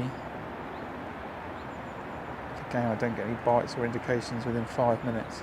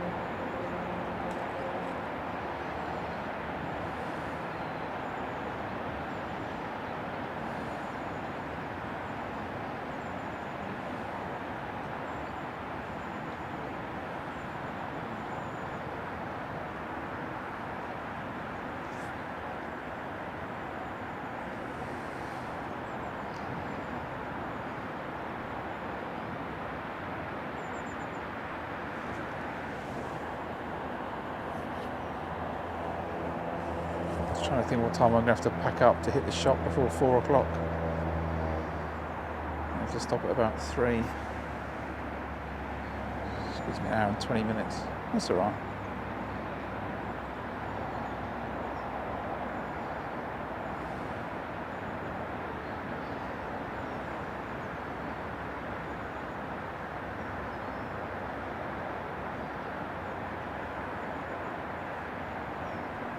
So I'm watching that tip again, and I'm,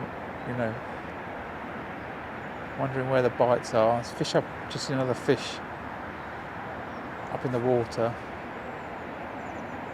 It could be that they've creeped up, but I need that wind to stop.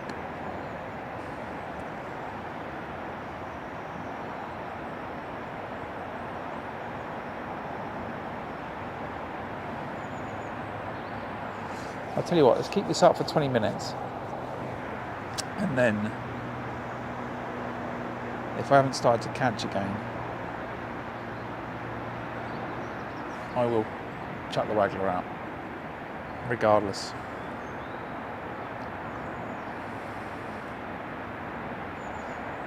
I'll get an indication then straight away.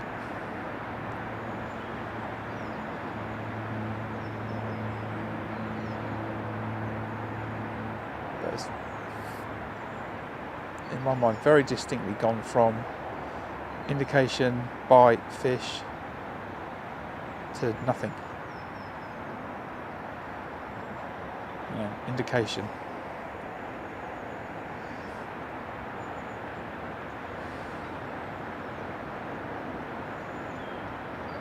I could decrease the feed to 4 pellets. But I can feel the sun on the back of my neck. I guess you can see it. And I think that the fish are just coming up in the water.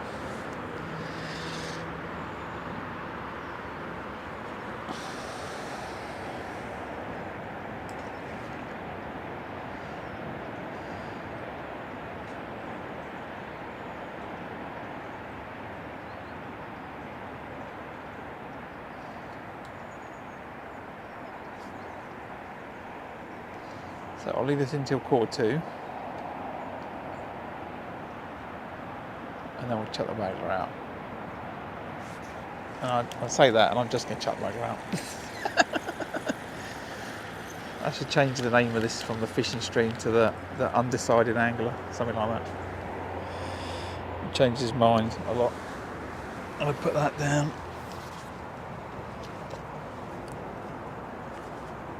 I get that waggler out. It's a little 7 gram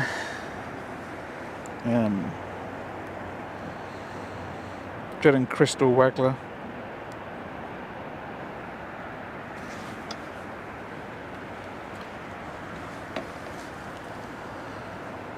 It's just, then the wind gets up again. Let's see what it's about. It's a bit close, this tree.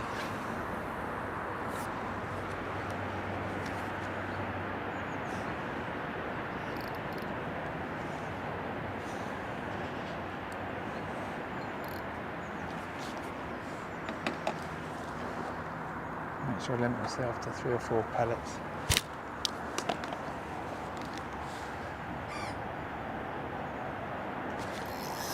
There we go.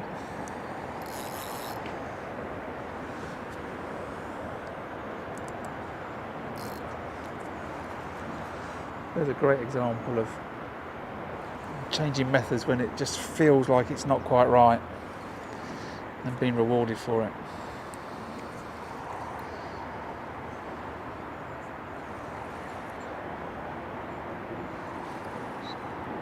Getting very close to that snag. To the point I'm going to actually stick that rod under the water.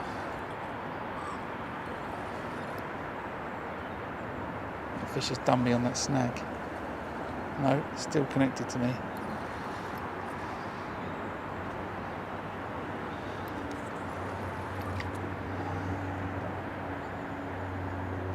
I feel like that's gone through the snag though. Out it comes. That's why I want to fish with 8-pound line, everybody.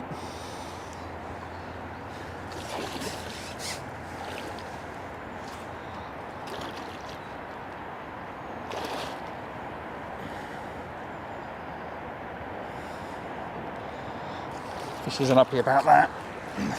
It thought it had outsmarted me, but it hadn't. Nice fish. Let me see that.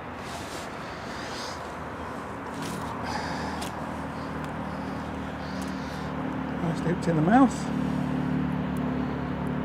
Oh, and I see another hook in its mouth. So hold on for a second.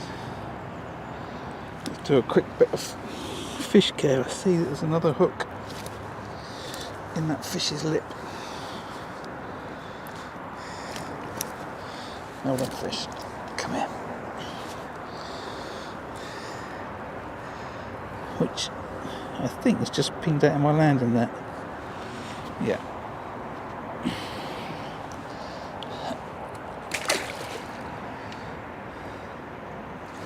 It's right now we're at the bottom of the lake, but it's fine there. There's a hole in my landing net. That's not good. Anyway. You've got to always keep an eye out for things like that, you know, where people have got snapped up playing fish. You've got to do your best to get that stuff out of the fish's mouth. So, have they come up in the water? That's the question. Certainly it would appear so.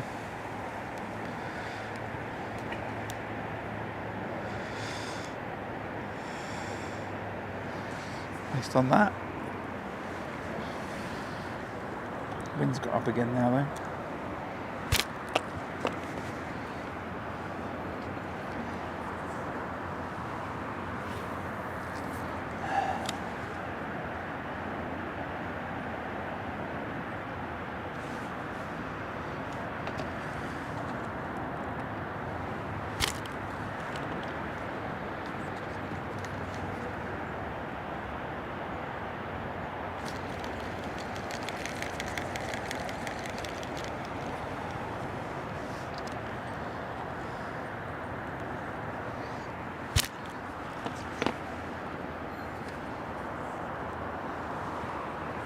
A bit awkward with that tree.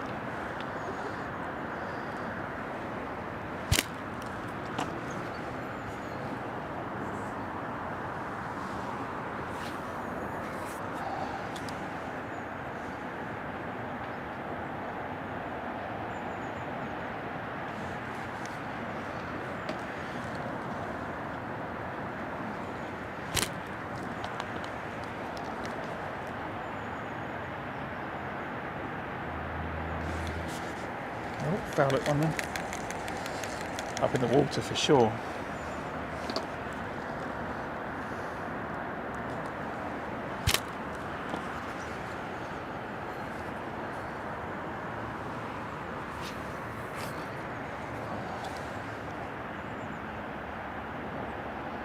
Quite enough oomph on that cast.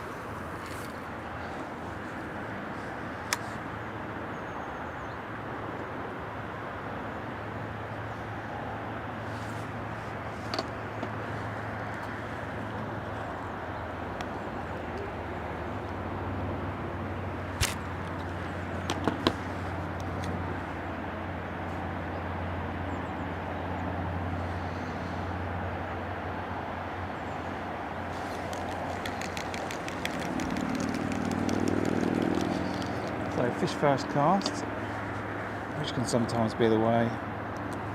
Let's keep going.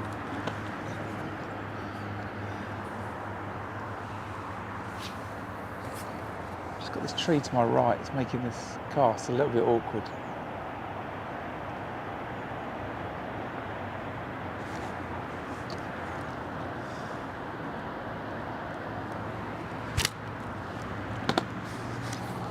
Oh, another bite. Keep going then, work off the assumption that they are up in the water. Well, there are a number of fish up in the water anyway. There's a foul at one. That's another bite I just had.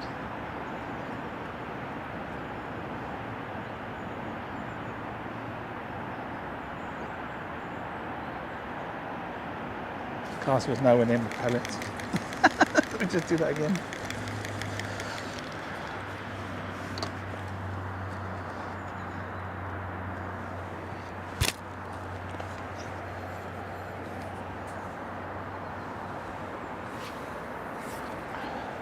Better.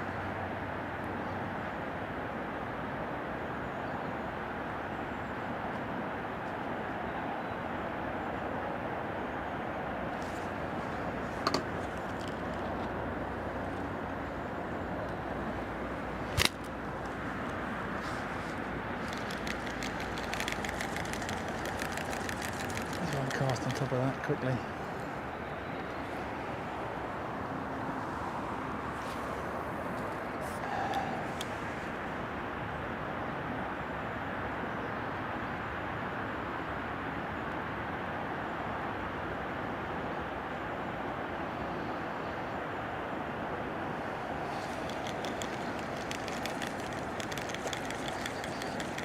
As ever, pellet waggler is a busy method,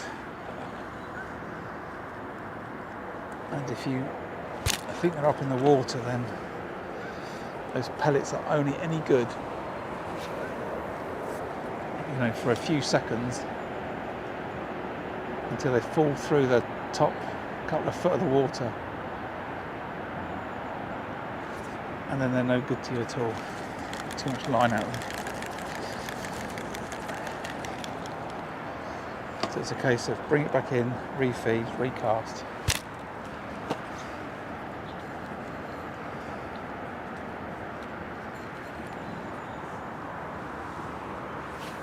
This is not the peg for fishing the pellet waggler though, clearly.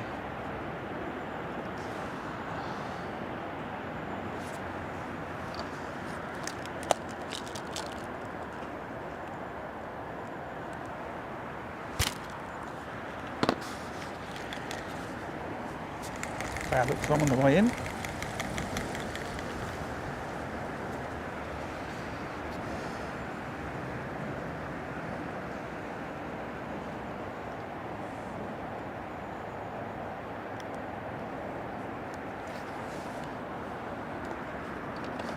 So I should have looked at the time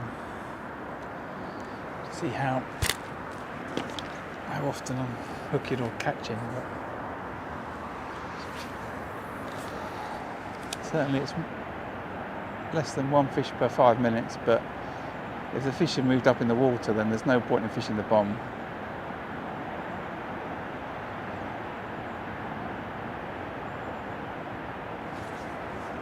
So I need to be a bit more accurate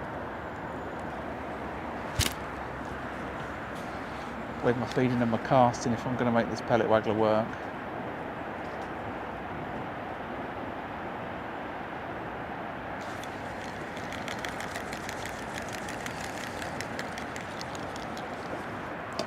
Making out the time, what is it?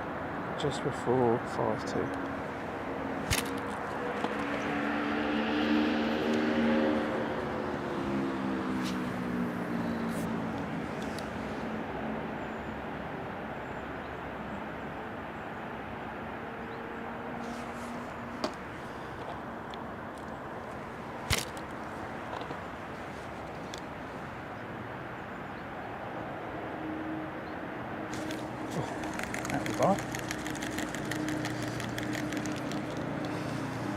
I love getting bites on a pellet waggler. There's this instant expectation that it's a 10-pound carp on the end.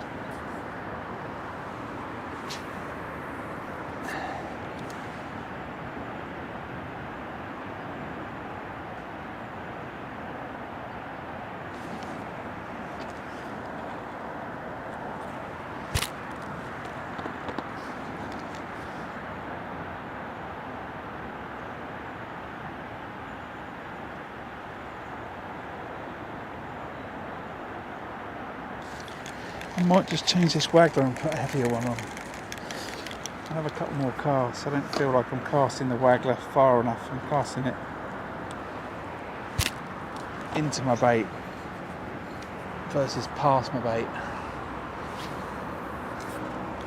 That's a better cast. It needs to be the other side of my bait is where I want to be casting.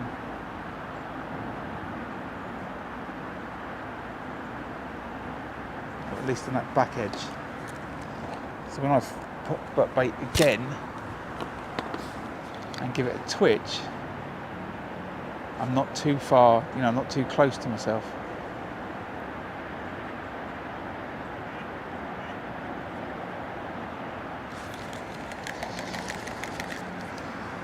I feel like it's not quite right.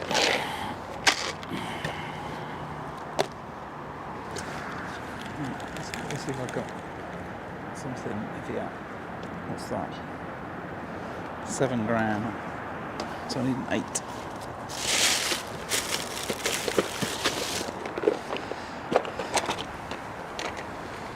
Not a 14, 8 in yellow. Don't normally use yellows, but go on then. Yeah, I do.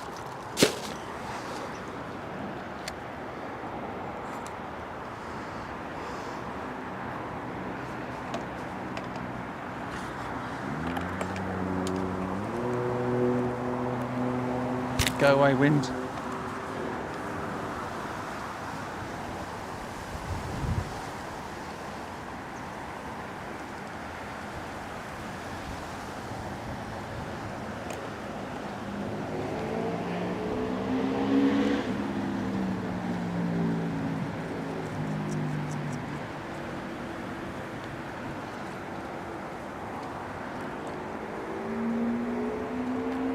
So they switched.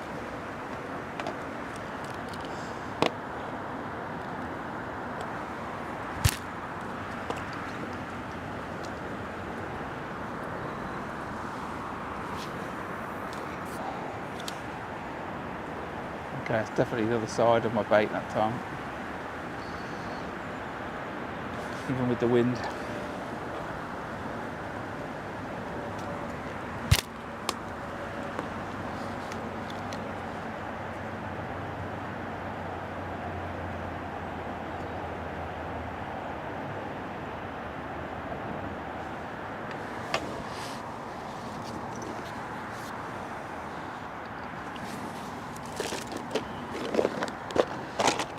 There's no disc on that float.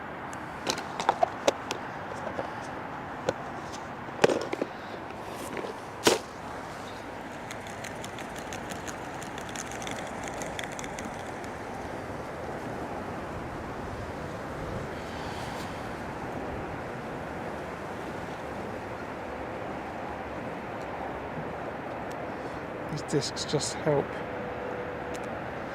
ever so slightly with how deep the float dives on the cast when you twitch it.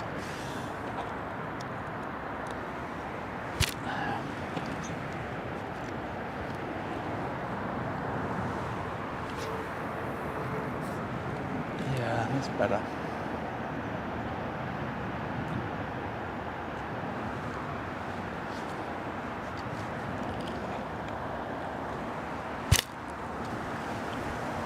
Wind has suddenly become unkind though.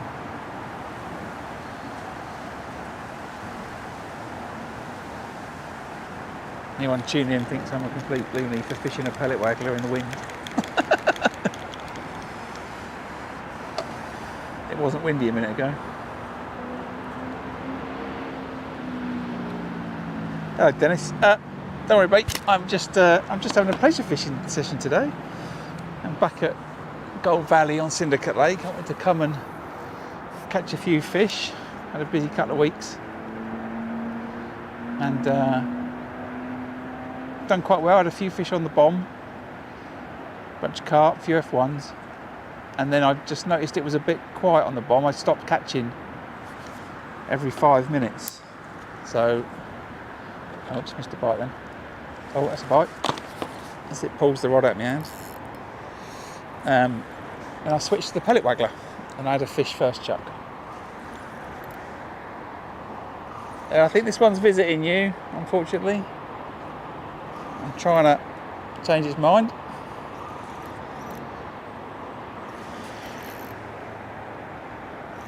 Just got a gentleman in the peg to my left. It's a busy day today on the lake. So I will play that a bit harder, and I've got a tree to my right. Just got this fear if I pull it too hard, I'm going to end up in the tree. Cause myself all sorts of problems. Should be alright.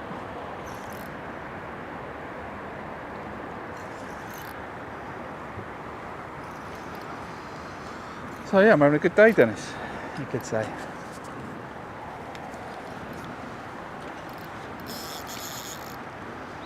Just realised my waggler wasn't going quite far enough. Just switched it and got another fish, so that's good.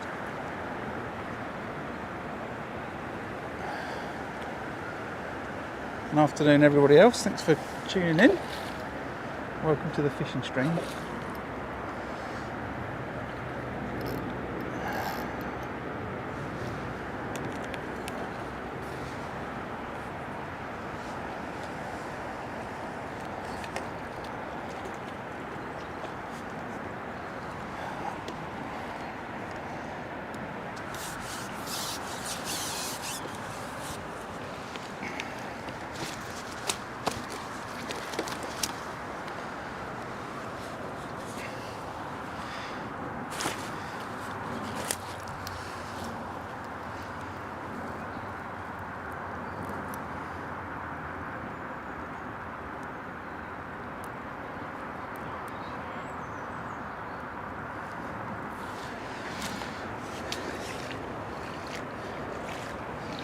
The smaller stamp, that it's probably about £6.5, £7.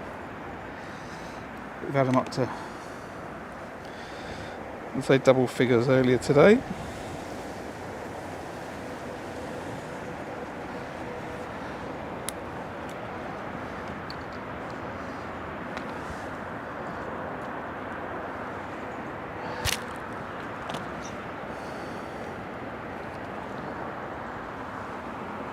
Got a tree to my right, which is making me very nervous about casting this waggler.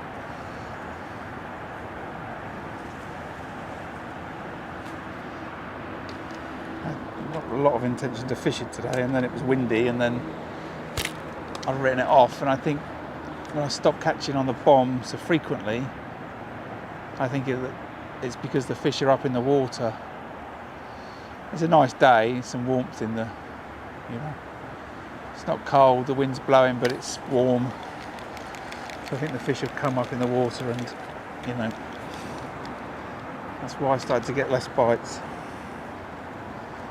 I don't want to go crazy with the feed. I don't think there's tons and tons of fish.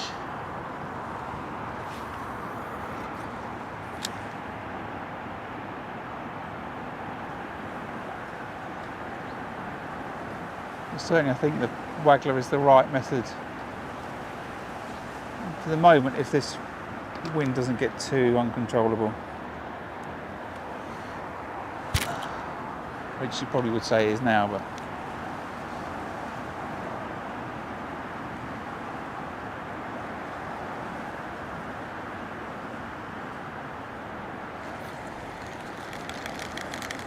we'll keep going for a bit more.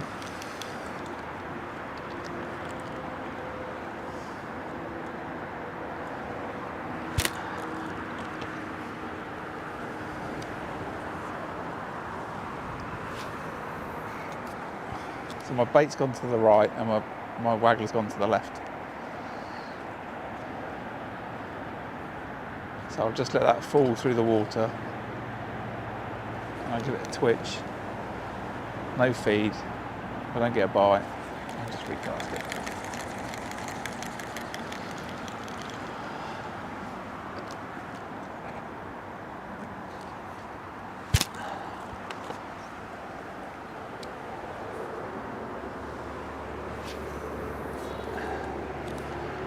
Beautiful cast, deserves a fish, that does.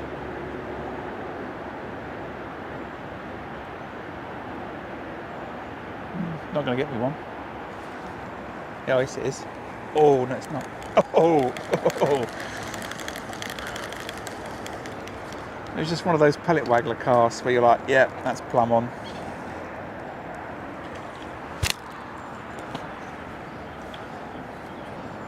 Bait's gone awry again. Cast is good though.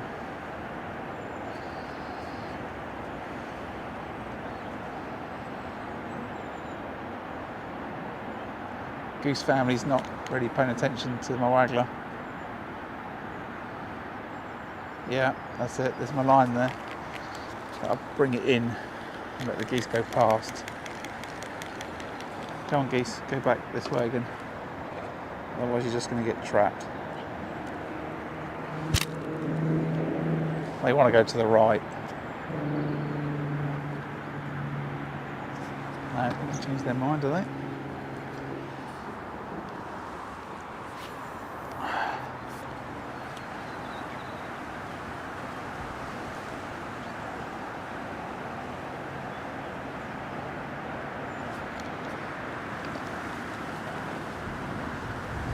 It's too windy for this.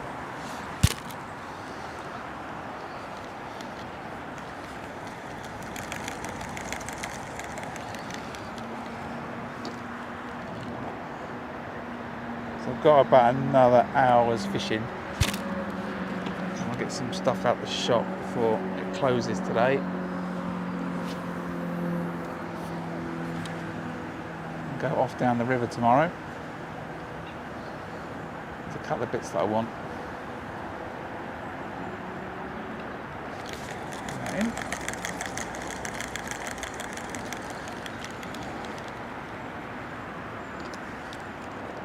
So I think they're up in the water, but the wind is making fishing the waggler too difficult.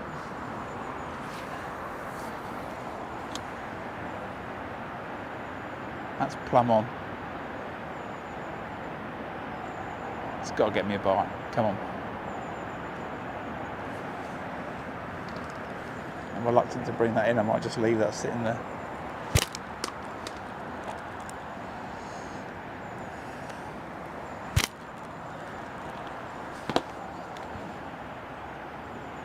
Twitch, is that going to get me a bite?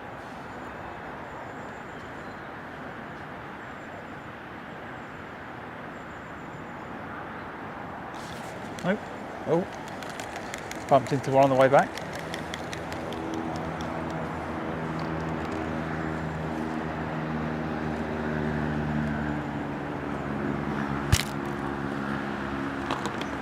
I just can't feed consistently in the right place with this wind.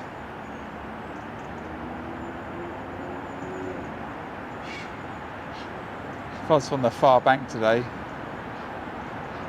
it'd be great when I drove. Oh, there's a bite, missed it. When I drove round, it was really busy on the far bank, so I wanted to come around here. And there was a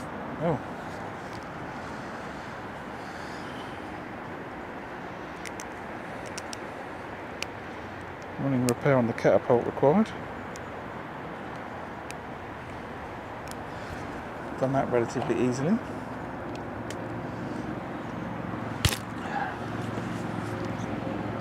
Yeah, if I could group my pellets better, which is a wind issue, I think I'd be more successful fishing the waggler right now.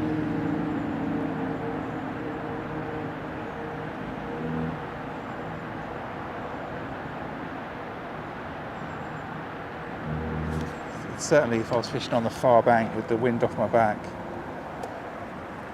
I think it would be great for it.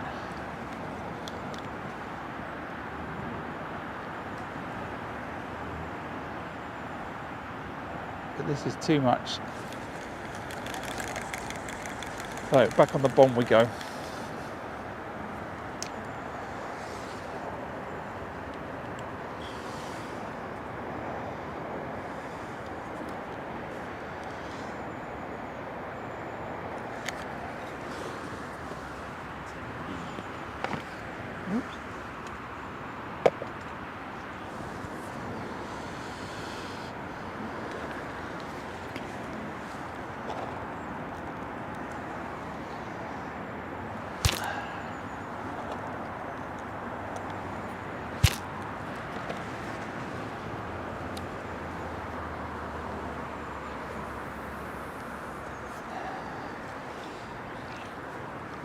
Let's see.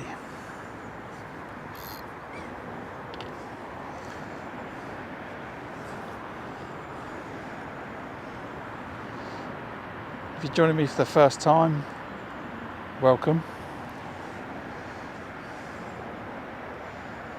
This is the fishing stream where I primary focus of the channel is to fish live.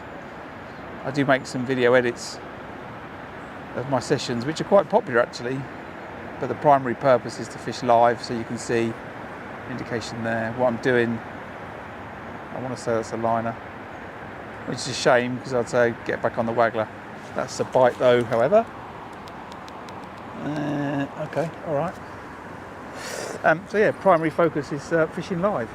And you see warts and all, if I'm catching or not catching or what I'm doing. And if you want to have a chat about the techniques or you want to ask any questions, then ask away. Currently I'm fishing the bomb, which is a very popular method for catching carp on commercials. It's very simple, 8-pound line with a free running 3/4 of an ounce bomb to a Guru speed bead, which is the most popular I think. And then a 12-inch hook length of 019 reflow power, to size 14 QM1 with a bait band on the end, and an 8mm pellet. And it's a pretty efficient way of catching carp, as you can see.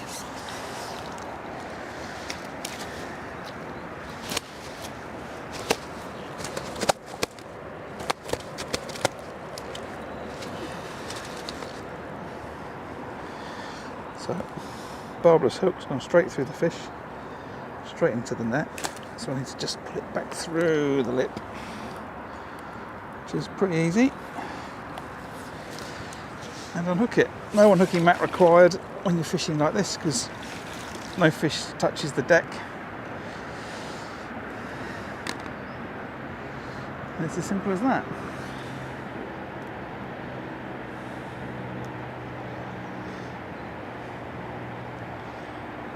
Get back out there for the next one.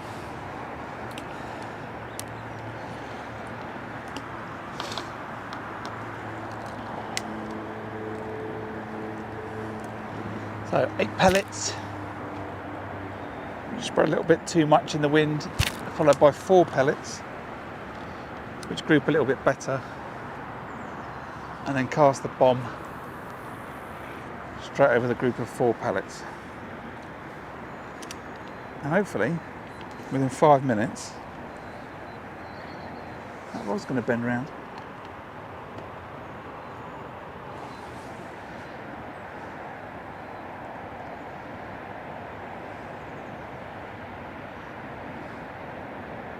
Look at that, as soon as I come off the waggler, wind stops. So what's the time? Just before 1:45. That's so ironic that that wind's just dropped.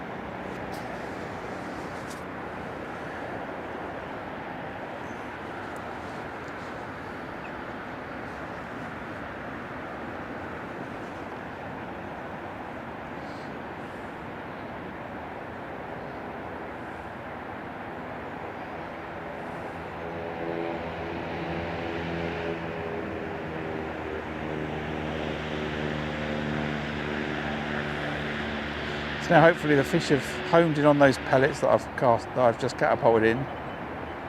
They're rummaging around on the bottom. And they should find their way to that concentration of pellets. And hopefully I should get a bite relatively quickly.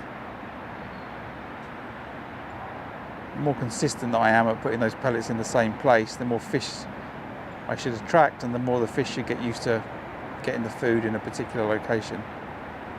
It's all about accuracy, this type of fishing. Sometimes you want a bigger spread of pellets depending on how many fish you want to draw in and that kind of thing. Really, I'd want to fire in 2 pouches of pellets, bigger pouches. That means more pellets get to the bottom and not so many eaten by the fish up in the water. But I don't feel there's a line bite there. I don't feel like there's tons of fish there. It's certainly enough to keep me busy, but there's a fine balance between how many pellets I put in and the speed of my bites.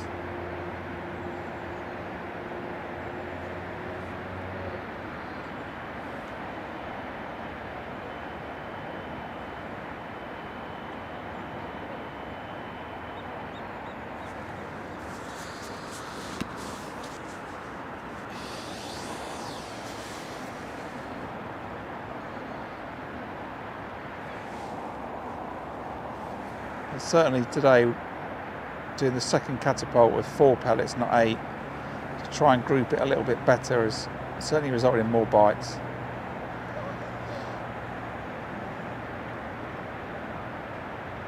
Something I need to bear in mind for the future.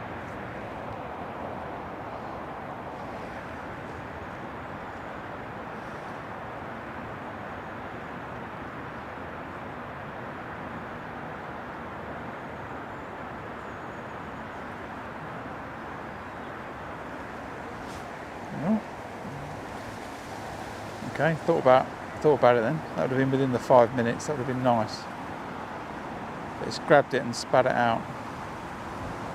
You can just imagine those underwater footage videos that, you know, Guru and Korda do. That fish has just picked that pellet up and spat it out, which is enough to give me that bite and then nothing on the tip.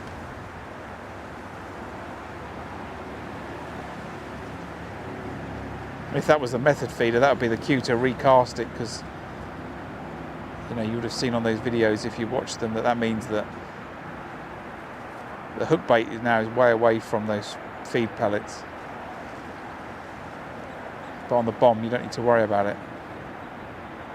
It's only got that 12 inches worth of movement it could do, so it's still well within the target zone of the pellets I put in.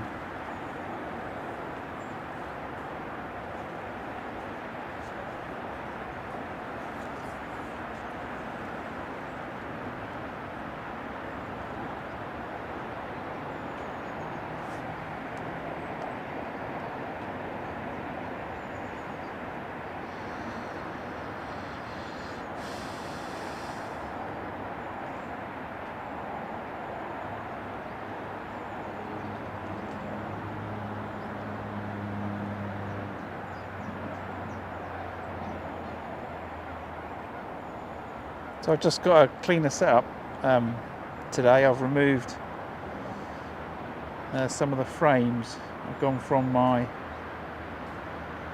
classic to what I call the classic view, with the picture in the background and then the frames around. It's a little bit, you know, I guess it looks nicer, but it's a smaller viewable area. I've just set up some of these cleaner ones with a bigger viewable area, smaller windows for the second and third camera.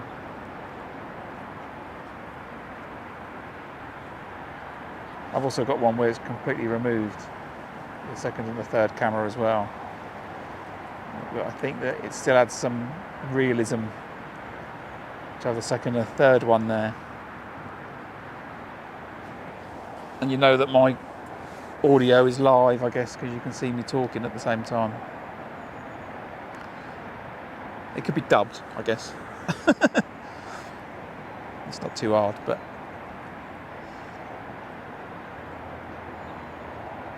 I think you can tell it's all genuine happening at the same time, because when I get a bite, I lose my train of thought and stop speaking quite a lot, or suddenly start saying words in the wrong order.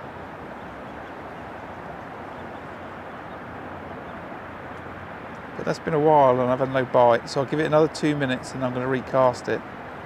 I do fear the fish are up in the water and I'm on the bottom.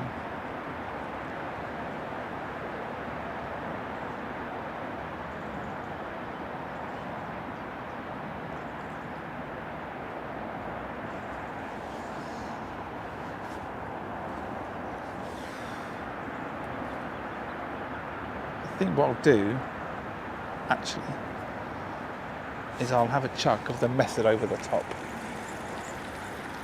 Let's see if that creates enough of a splash to give those fish something to follow down.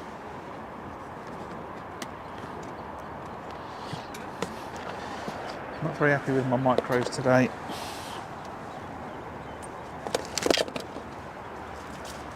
But let's give it a go. Let's see if that makes a difference.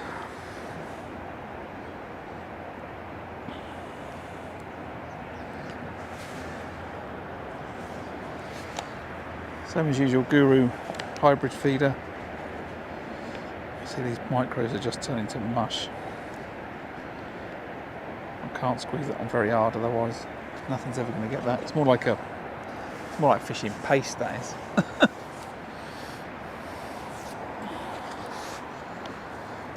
But we'll do it for one cast, see what happens.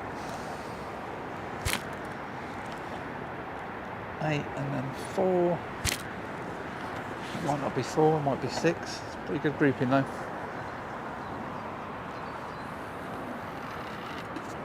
Method's pretty close. It's not bang on top, but it's good enough.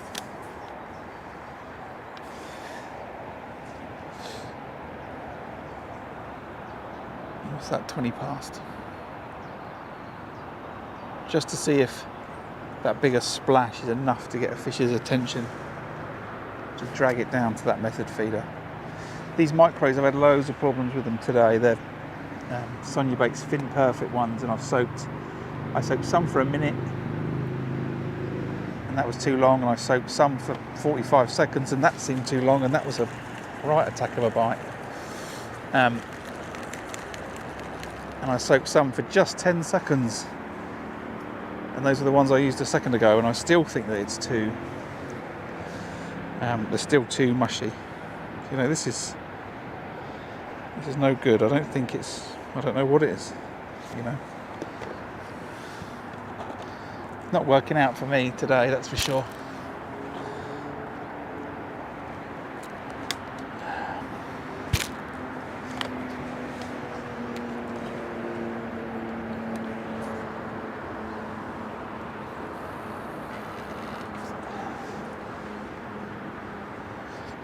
So a few carp today, and then we're off down the River Thames tomorrow. I don't know what time the stream's going to be. I need to just check for matches on the stretch. I don't believe there is. I've got a couple of stretches I can fish. That rod's not sitting on that rest very well, just hold on. Oh, look at that. Wow. I think we're learning quite a lot on the stream, aren't we?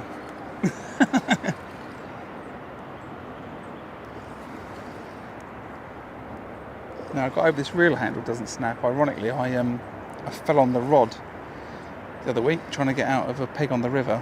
It's gone right under this snag on my near side, and I've bent the reel handle. That's hit, absolutely nailed it, that F1. So yeah, I bent the reel handle. Ordered a new one. I should have just left it. Instead, I tried to bend it back. So I've weakened it. It's a big old F1, that is.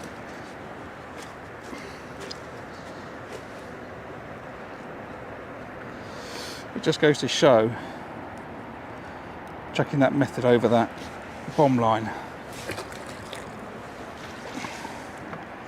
can create a result. Even with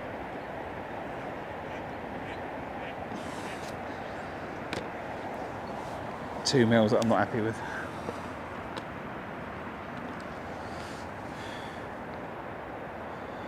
I don't even want to squeeze them. So how did you catch today, Graham? Well, I fished paste on a method feeder. That's what it feels like.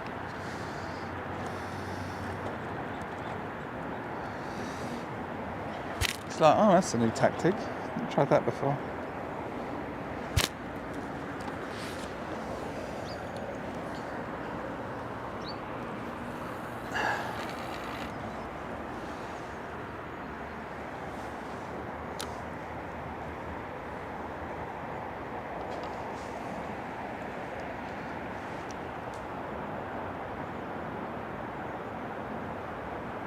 It may be because I'm hardly squeezing those on. Maybe they're not even staying on.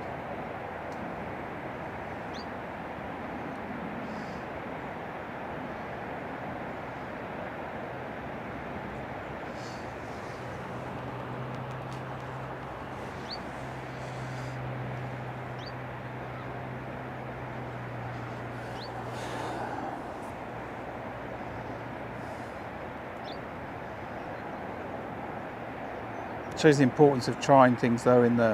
If you're not catching, just change something. Pick up the waggler, catch a fish, back to the bomb, doesn't feel right, pick up the method, chuck it over, catch another fish. If I was fishing a match today, I'll be very happy with the way it's going.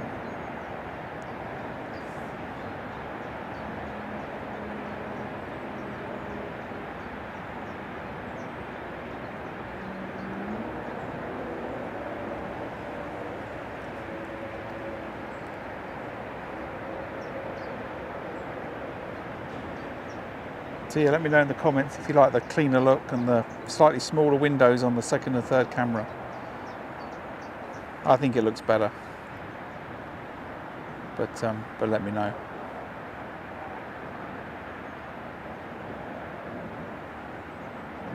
I think it sort of makes the second camera look a bit redundant, this one here. I don't think it's big enough for you to see a bite on the tip, unless maybe you're watching on an 80-inch telly, but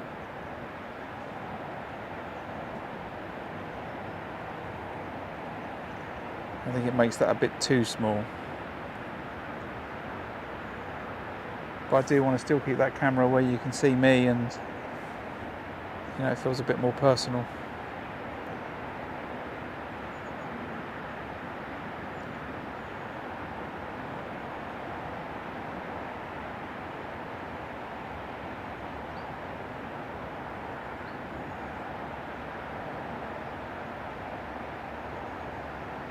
It still gives me the option to switch it. You know, I can still go to which one? I can still go to that one, which is a bigger view of this tip going round. That's a liner. Oh no, I don't know now. Oh, I don't know.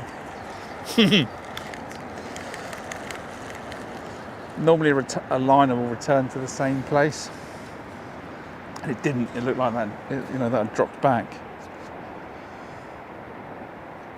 This pellet mush.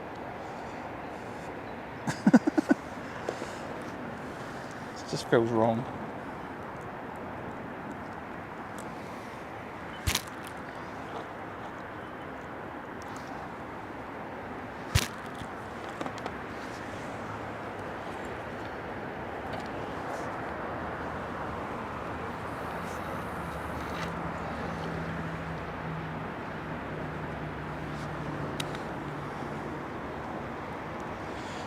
Yeah, I can still do that camera on the tip.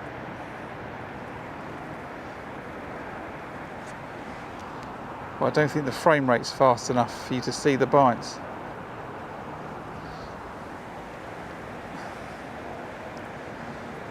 I will watch the footage back myself. Have a look. But again, let me know. I'm comfortable we've solved the streaming challenges that I had, so I'm comfortable that I can maintain a decent stream now. Hopefully that's the case and this isn't loads of problems today. There's a little bite. So now I'm looking to improve these other bits, make the stream look slicker. This is still a standard. I'll still do another standard one tomorrow. Hopefully get all this gear with me to the river and not just the single camera. And then I'm going to increase the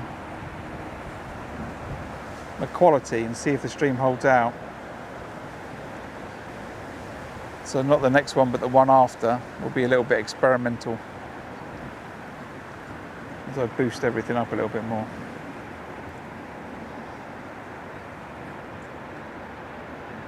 If you just tuned in, welcome to the channel. My name's Graham and this is the fishing stream.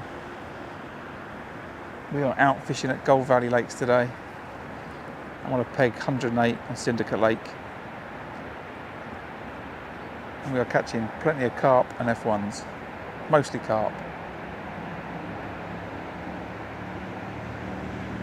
So I'm just going to watch this. It's now, what is it, past. I've only got another 30 minutes fishing time really. I need to pack up and nip to the shop before it closes today at 4 and get some bits. But that's a bite. God, that was a violent old bite. Hopefully you saw that. That's a real violent bite, that was.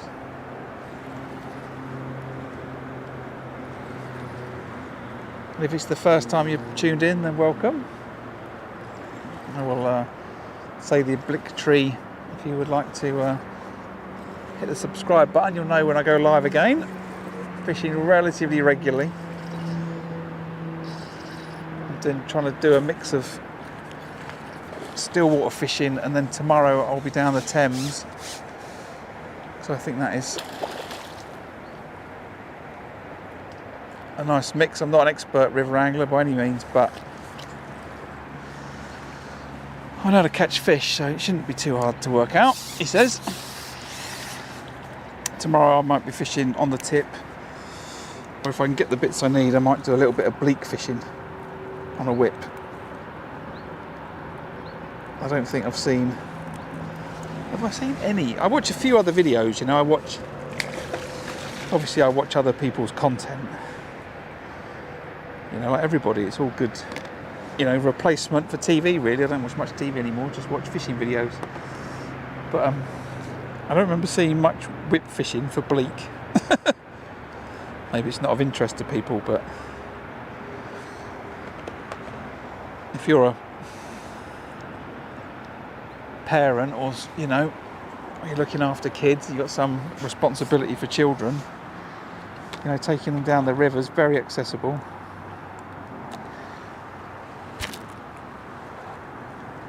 And you know, it's highly likely you're going to catch bleak.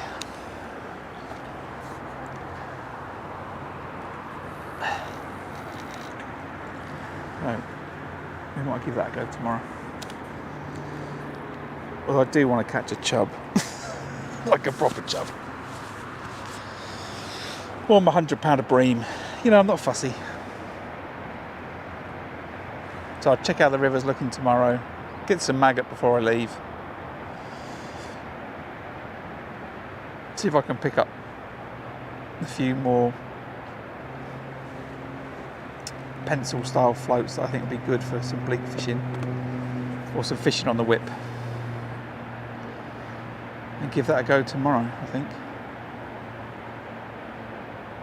My son will definitely be up for a competition between me and his dad on how many fish we can catch on the whip.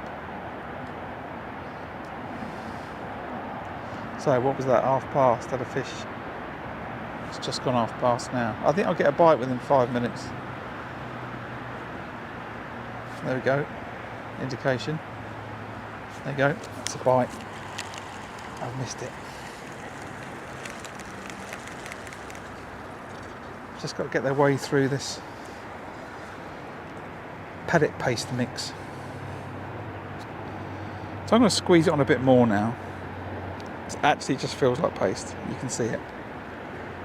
No, you can't. There we go. You know, there's no real resemblance of the pellets. Slight resemblance of pellets.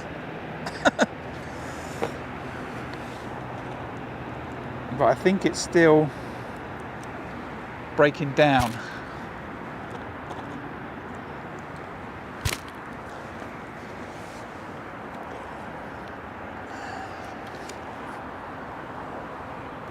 Because it is quite soft. Just like on the back of that feed. Should be right there.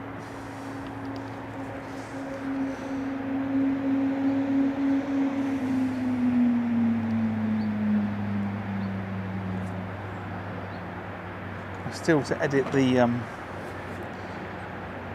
I've got some footage of the catfish that we caught the other day. I don't have all the footage that I want really to make a video out of it, so I might just do like a tiny one of us catching the fish you know, netting it. It was a dual effort between my son and I. It goes off, he hooks it,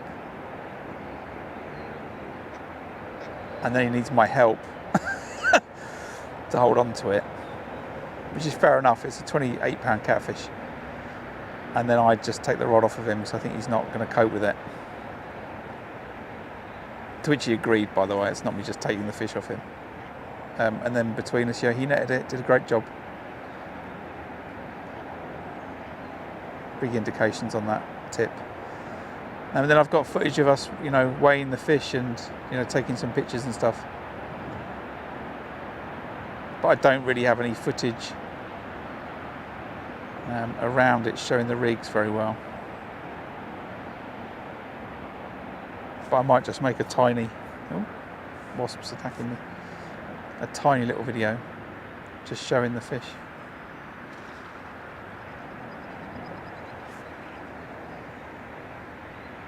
And I thought it was great fishing, as it happens. So they're clearly attacking that feeder. So I don't think I don't think it's necessarily breaking down. The feeder's moving a lot. So yeah, I thought that catfish was a great fish to catch. Crazy fight. And wasn't as slimy as I thought. You know, people were saying, you know, they're terribly slimy. But I don't really think it was more slime than a bunch of skimmers, to be honest.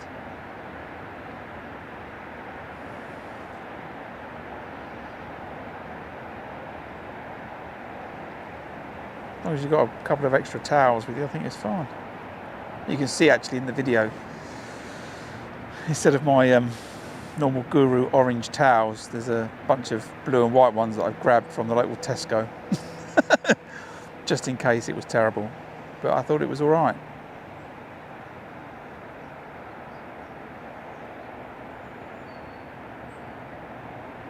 It's a good, enjoyable fish to catch. So, where are we? A couple more minutes on this cast and then we'll do it again. You can see there's indications on the tip. I think those F1s are having to hit this feeder. So I don't know if that is breaking down that pellet mush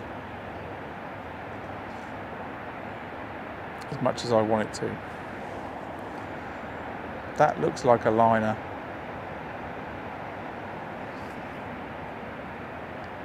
So I'm not strike it. But that means the feeder's definitely been moved now from where it was. So the hook bait might have come free. Looks lovely for a waggler. And I don't know whether to bring that in, chuck the waggler out, chuck the bomb out.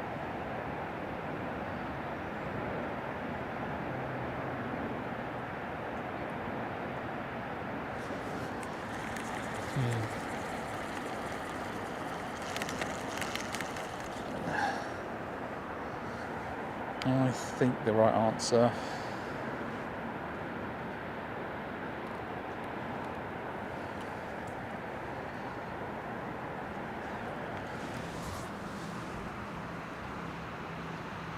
is chuck the waggler quickly.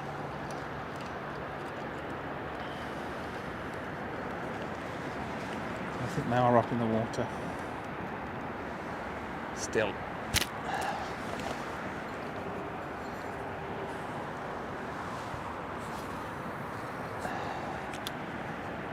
Soon find out.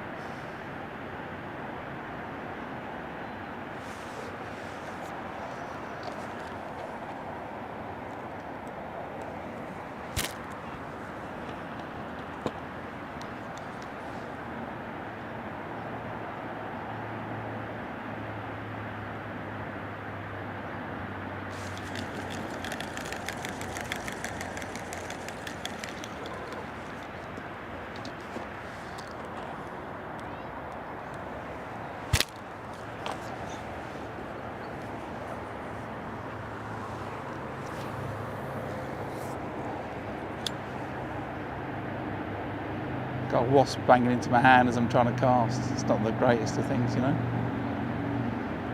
Yeah, it's definitely a carp just past that float. Definitely a carp. Up in the water.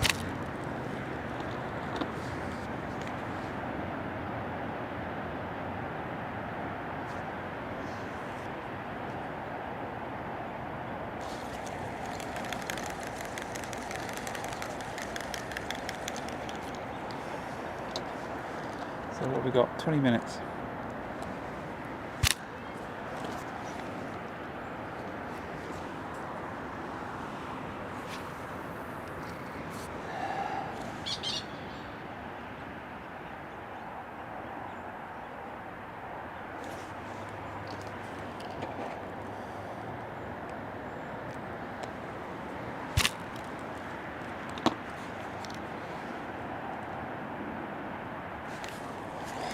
The bite.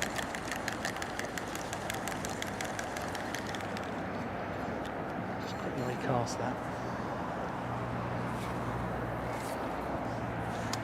Come on, it's a great cast. Needs to have a bite, that does. Oh, there's a bite and there's a fish.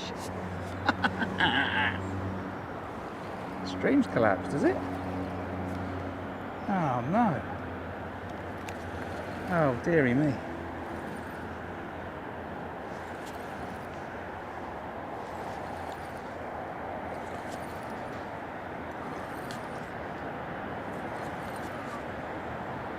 I don't know that it has. Cameras are frozen. Right, we're going to have to quickly then. Let's just switch to this for a second. Right, let's get this fish in. I think the stream is still running. Is the stream still running? Let me know. I think it is. It's just for some reason both cameras have kicked out.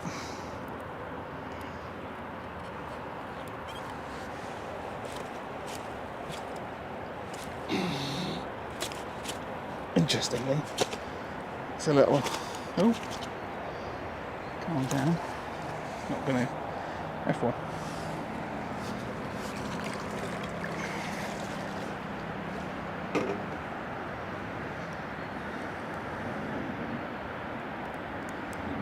So, for some reason, I think both my cameras have decided to stop working. I think we're still live. Yeah, we have.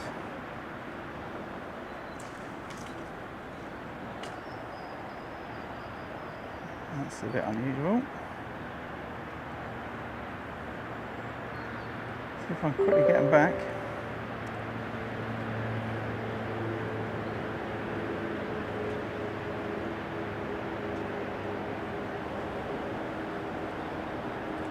You can tell it's live, can't you?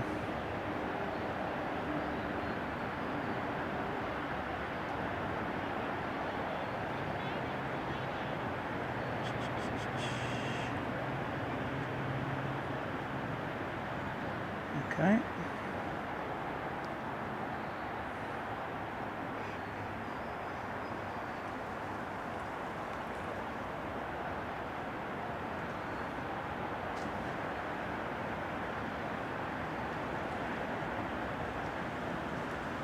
Stream is definitely still live. Excuse me, everybody.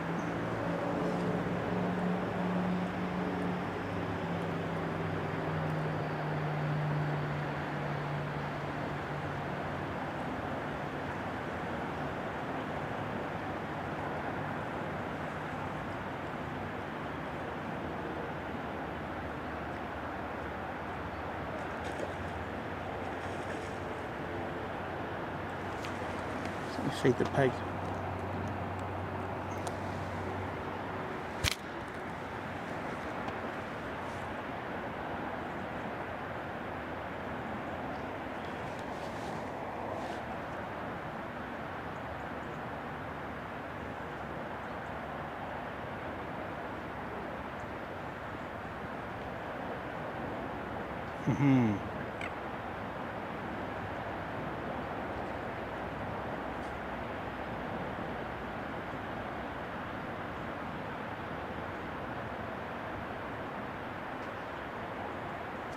can hear people shouting, "It's fixed it, it's fixed it."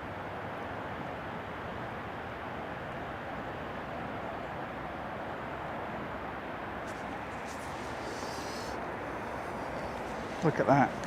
Outside broadcast at its best. No idea what happened there. But I'm very glad that I worked out what I needed to do very quickly. Right. So what was I saying? Right, I was catching on the waggler, just had an F1, and now the winds got back up.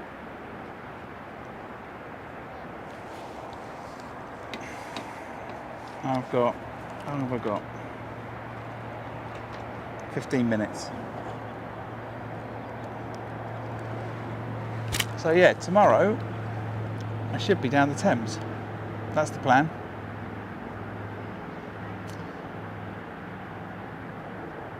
And hopefully I'm going to fish the feeder somewhere that I've not fished it before. Oh yeah, maybe a new peg tomorrow. I've got to check whether there's any matches on the stretch. I don't think there is. I think they had one last week, so I think I'm all right. And that'll be a bit of feeder fishing and fishing the whip. And there's another fish. They are up in the water, but the wind is making them a bit hard to get.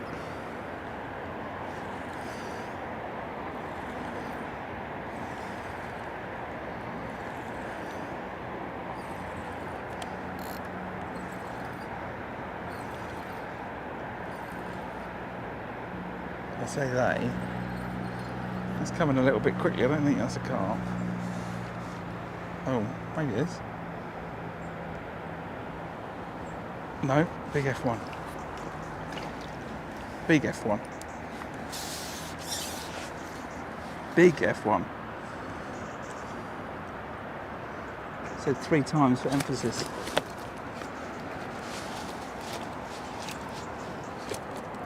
Oh, I can't even pick that up one-handed.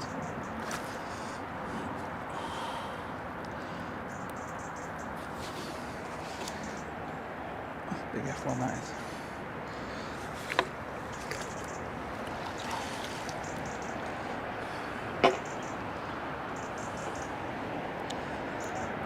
So, sorry about that little break in transmission. So yeah, if you want to catch me down the river tomorrow, I don't know if it's going to be early morning or whether it's going to be 11 o'clock. I don't know. I am tempted to get down early.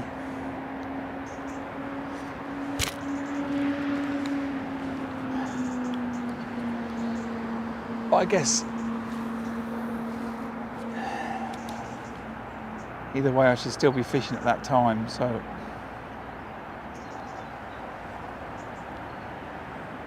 when I say early I don't mean 3 o'clock in the morning, but I do mean fishing at 8, not leaving at 8.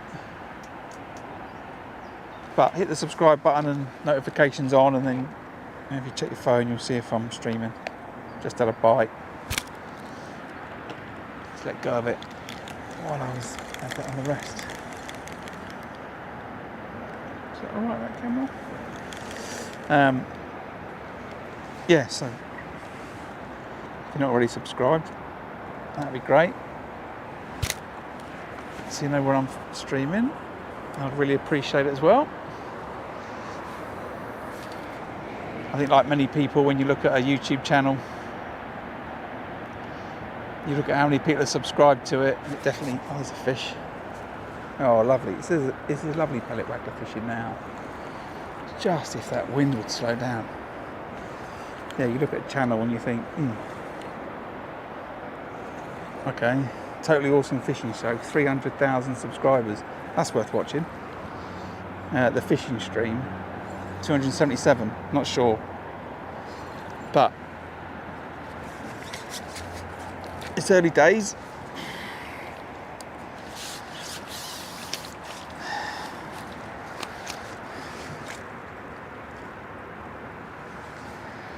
We'll see. Another nice F1. I think maybe I should phone Graham Pullen. He doesn't work. He doesn't live far from where I'm fishing. Actually, he lives in Hook. It's not far up the road. I should give him a call. Say to him I'll help him out with fishing the pellet waggler.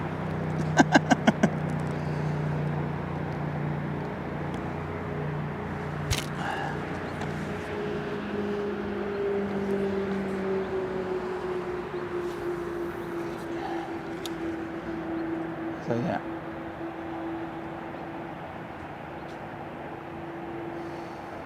Plenty of fish to be had tomorrow, I think.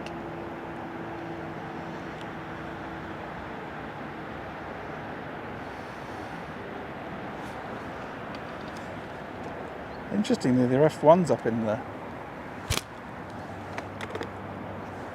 Might just be because a bunch have turned up, but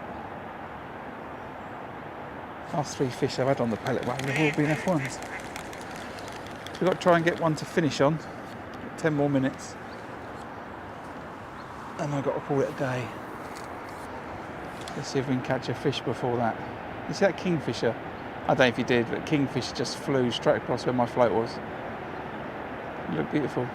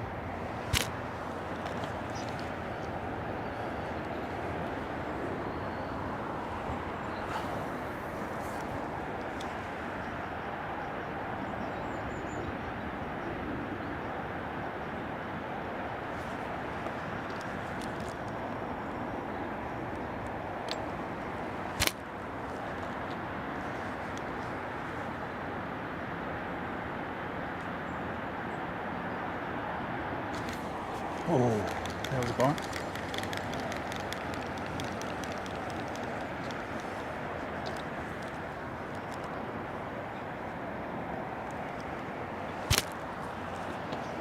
Maybe that was it.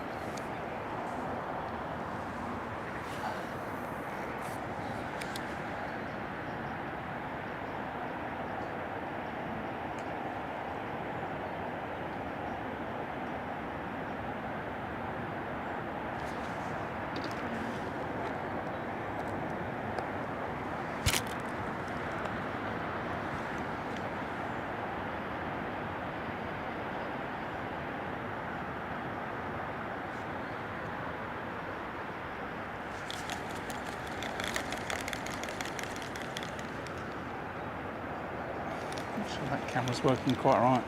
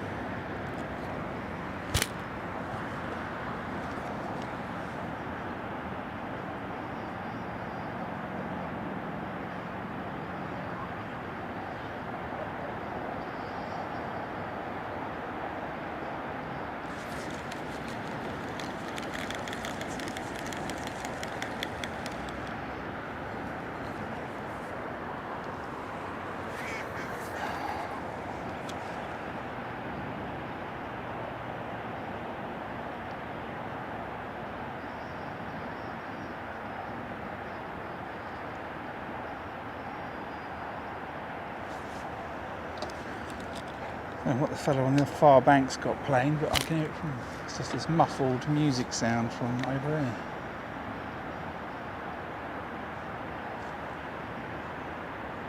Maybe he's watching the stream.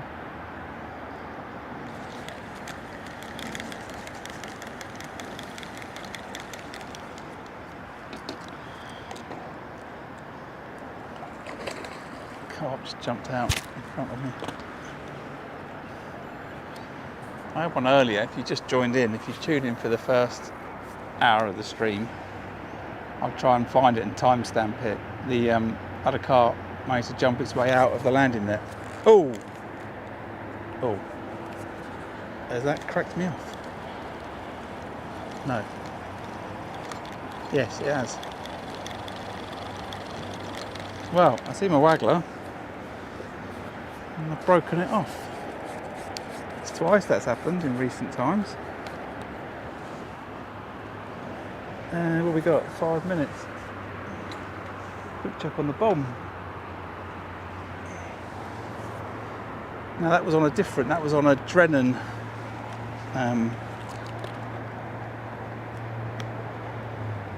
a Drennan pellet waggler setup. One below, 3 above. Let's cracked it off.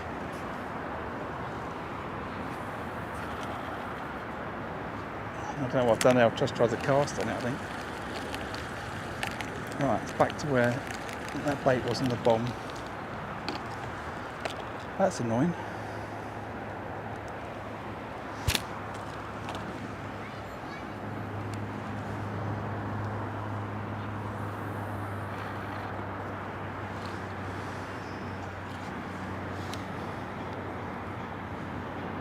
Don't need to be losing pellet wagglers like that.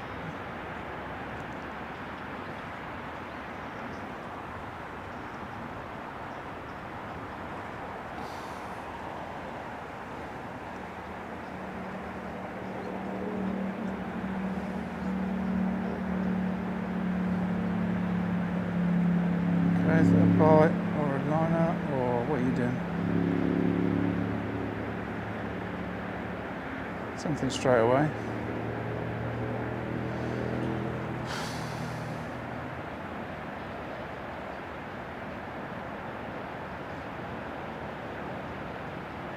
Wow, live on the pellet stream. Pellet wagglers out there.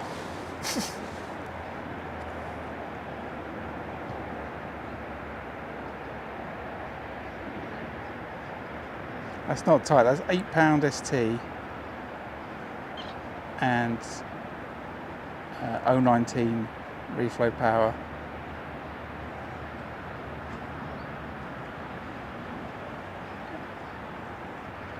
And that's the second time in 2 or 3 sessions fishing a pellet waggler. I've struck the whole rig off.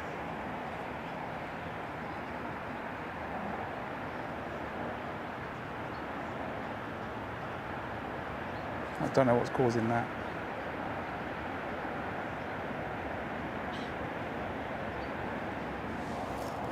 Right, can I get a fish in the next 3 minutes? Is the question.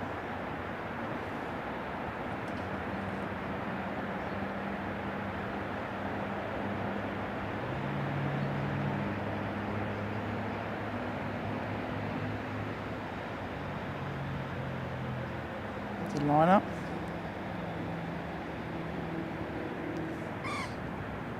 So we've had a great day here at Gold Valley. Peg 108 on the Syndicate Lake. It's really busy today, anglers everywhere. Come along, fish the bomb, caught plenty of carp and F1s. When it's got a bit quiet, chuck the method feeder over the top. That's produced me some bites. I feel that today the fish are clearly up in the water. I've had a few fish on the pellet waggler, carp and F1s again. And but I think if this wind was to die down, you'd have a great time on the pellet waggler. With the wind, it's a bit difficult. You're spreading your bait around quite a lot. Accuracy becomes an issue, and that's where you start to struggle on the pellet waggler. There's signs of fish up in the water. I think that's where they want to be. I've caught on the bomb, but you know, it's not been as prolific as it could be.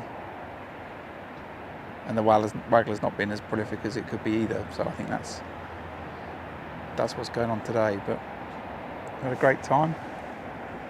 I hope you've enjoyed it. But I have got, hello Heron, just a couple of minutes and I need to pack up and hot tail it back to the shop before tomorrow.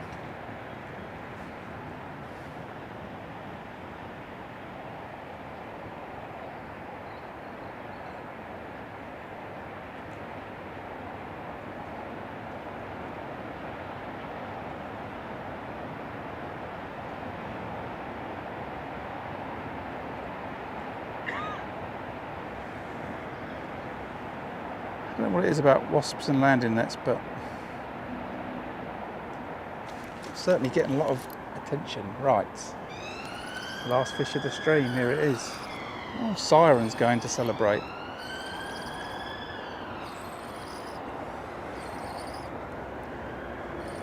Trusty old bomb rod.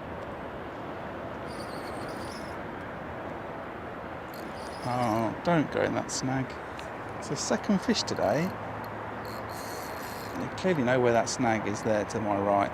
There's a tree. I'll show it to you. There's a tree. It's way overgrown into the lake. F1's on the pellet waggler. Carp on the bomb. But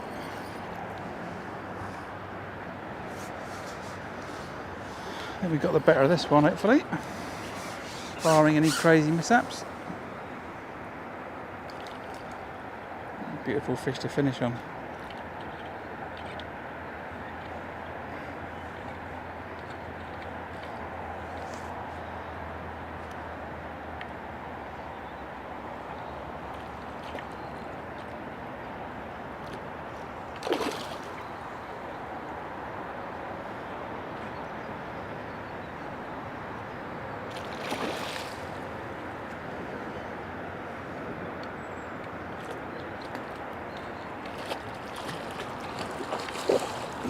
Oh, hello. Don't fancy the net. There we go.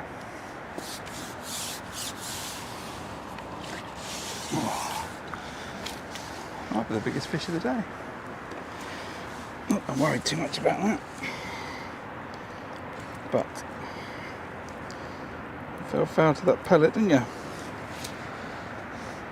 So there we go. Carp is about £8, £10 actually, I think, give that. I won't pick it up. Still a bit lively.